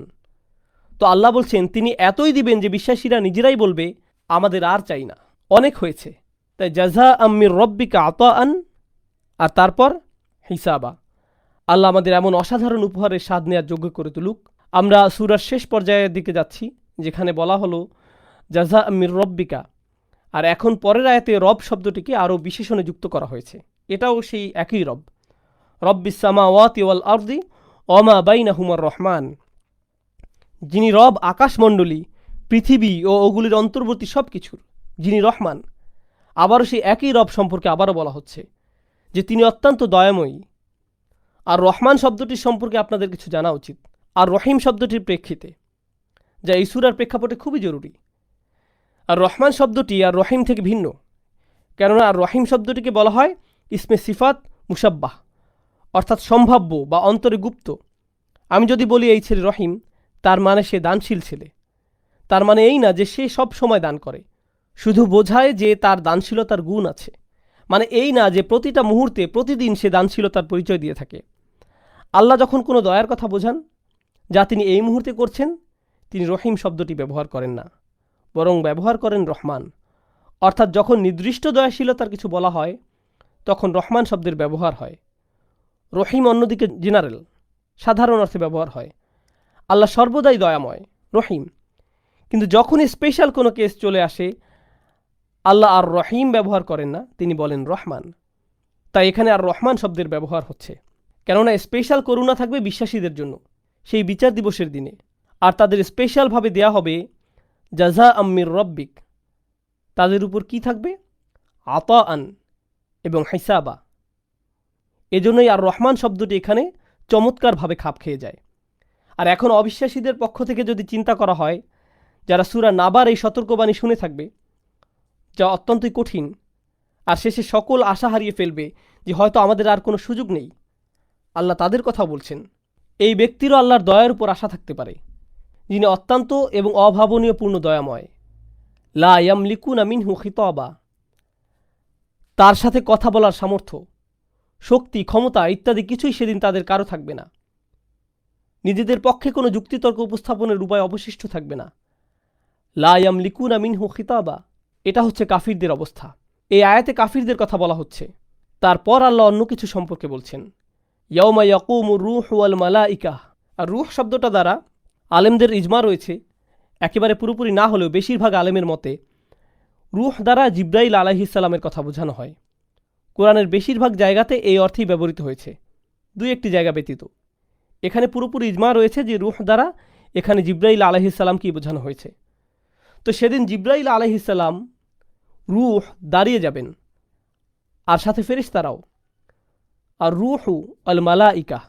মজার বিষয় হচ্ছে কোরআনের অন্যান্য জায়গায় আমরা ভিন্ন ক্রম দেখতে পাই, তানাজ্জালুল মালাইকাতু আর রূহ। সাধারণত আমরা দেখি আগে ফেরেশতা পরে রূহ, ফেরেশতা ও রূহ, কিন্তু এখানে দেখছি আগে রূহ পরে ফেরেশতা। সাধারণ ক্রমটির উল্টোরূপ কেন? বালাগাতের একজন বড় জ্ঞানী আল শারাউই রহমাহুল্লাহ এ ব্যাপারে বলেন, যখন আপনি নড়চড়, বিচলন বা অবস্থানের পরিবর্তন দেখতে পাবেন তখন লক্ষ্য করবেন যে মালাইকা এর ব্যবহার হয়েছে। আর যখন আপনি দেখবেন দায়িত্বের কথা বলা হচ্ছে, ফেরেশতাদের মধ্যে কার দায়িত্ব সবচাইতে বেশি বলে মনে করেন? হ্যাঁ, জিব্রাইল আলাইহিস সালাম। এজন্য ওনার নাম প্রথমে নেওয়া হয়েছে। এখানে সর্বোচ্চ পর্যায়ের দায়িত্বের কথা বলা হচ্ছে, পরকালে ও আল্লাহর সামনে উপস্থিত হওয়া। এজন্য জিব্রাইল আলাইহিস সালামের নাম প্রথমে এসেছে। ইয়াউমা ইয়াকুমুর রূহু ওয়াল মালাইকা। বিষয়টা বোঝার আরেকটা সুবিধা হচ্ছে, মনে আছে আপনাদের মুশরিকদের আখিরাত সম্পর্কে ভিন্ন ভিন্ন বিশ্বাস ছিল। তাদের একটি বিশ্বাস এমন ছিল যে ফেরেশতারা এসে আমাদের বাঁচাবে, কারণ আমরা এই ফেরেশতাদের প্রার্থনা করি, আর তারা স্বয়ং আল্লাহর কন্যা সন্তান, মাআযাল্লাহ। এখন ফেরেশতাদের মধ্যে সবচাইতে সেরাকে? আর রূহ। আল্লাহ বলছেন এমনকি এই রূহ আর সকল ফেরেশতারাও আল্লাহ সুবহানাহু ওয়া তাআলার সম্মুখে দাঁড়াবে সফফান, একেবারে সোজা লাইনে, লা ইয়াতাকাল্লামুন, তারা কোনো শব্দ করবে না। তো তারা যখন আগের আয়াত তেলাওয়াত করল, কাদের কথা বলার যোগ্যতা ছিল না? কাফিরদের। তাই তারা আশা করেছিল হয়তো ফেরেশতারা আমাদের জন্য কথা বলবে। কিন্তু পরের আয়াতেই কারা আর কোনো আওয়াজ করছে না? ফেরেশতাগণ। লা ইয়াতাকাল্লামুন, তারা একটি শব্দ উচ্চারণ করবে না। ইল্লা মান আযিনা লাহুর রহমান, শুধুমাত্র সে বলবে যাকে পরম করুণাময় অনুমতি দিয়েছেন। আর রহমান যাকে অনুমতি দিয়েছেন। ওয়া ক্বালা সাওয়াবা, আর যদি কেউ বলেও সে শুধু ততটুকুই বলবে যতটুকু সত্য হয়, যা মানদণ্ডে উত্তীর্ণ হয়। এখানে একটি বিষয়, ক্বালা মানে ইয়াকুলু নয়, আল্লাহ বলেন ইয়াকুলু সাওয়াবা। যদিও তিনি বলেন ইয়াউমা ইয়াকুবুর রূহ আর লা ইয়াতাকাল্লামুন, দুটোই মুদারে ফর্ম, অর্থাৎ বর্তমানকাল, কিন্তু এখানে তিনি অতীতে চলে গেলেন। এর থেকে বোঝা যায় যদি বিচার দিবসে কেউ কথা বলেও সেই কথা বেশ সময় সাপেক্ষ হবে না, খুবই ছোট পরিসরে বলবে, কেননা তাদের নিজেদের সুযোগ কম আর তাদের বলা হবে বেশি। ওয়া ক্বালা সাওয়াবা, যদিও সে কিছু বলে থাকে সেটা একেবারে যথাযথ সামান্য কথা হবে, এতটুকুই। এখন যালিকাল ইয়াউমুল হক, ব্যাকরণগতভাবে তিনটি উপায়ে এই বাক্যের দিকে তাকানো যায়। একটা হচ্ছে যালিকা এখানে মুবতাদা, ইয়াউমুল হক হচ্ছে খবর, যার দ্বারা অর্থ হবে সেটাই হচ্ছে সেই সত্য দিবস। অনুবাদ দাঁড়াবে সেটাই সেই সত্য দিবস। আরেকটা উপায় হচ্ছে যালিকাল ইয়াউম আল হক, সেই দিবস সেটাই হচ্ছে সত্য। যালিকাল ইয়াউম হচ্ছে মুবতাদা আর আল হক হচ্ছে খবর, যালিকাল ইয়াউমুল হক। আর এটা ব্যাখ্যার তৃতীয় উপায় হচ্ছে এখানে হাস ধরে নেয়া, ইলামু হুয়া যালিকা ইয়াউমুল হক, তোমাদের জানা উচিত এটাই সেই দিবস যার আগমন আসন্ন। এটা সর্বসাকুল্যে একটি খণ্ডিত বাক্য। সব মিলে এখানে আর রাজির মন্তব্যটি সঠিকের কাছাকাছি, যা অন্যান্য মুফাসসিরগণও স্বীকৃতি দিয়েছেন। সেটা হচ্ছে যালিকাল ইয়াউম হচ্ছে মুবতাদা আর আল হক হচ্ছে খবর, অর্থাৎ নিঃসন্দেহে সেই দিবসই চূড়ান্ত সত্য। সাধারণত আরবি বাক্যে বিধেয় বা পরের অংশে আল থাকে না।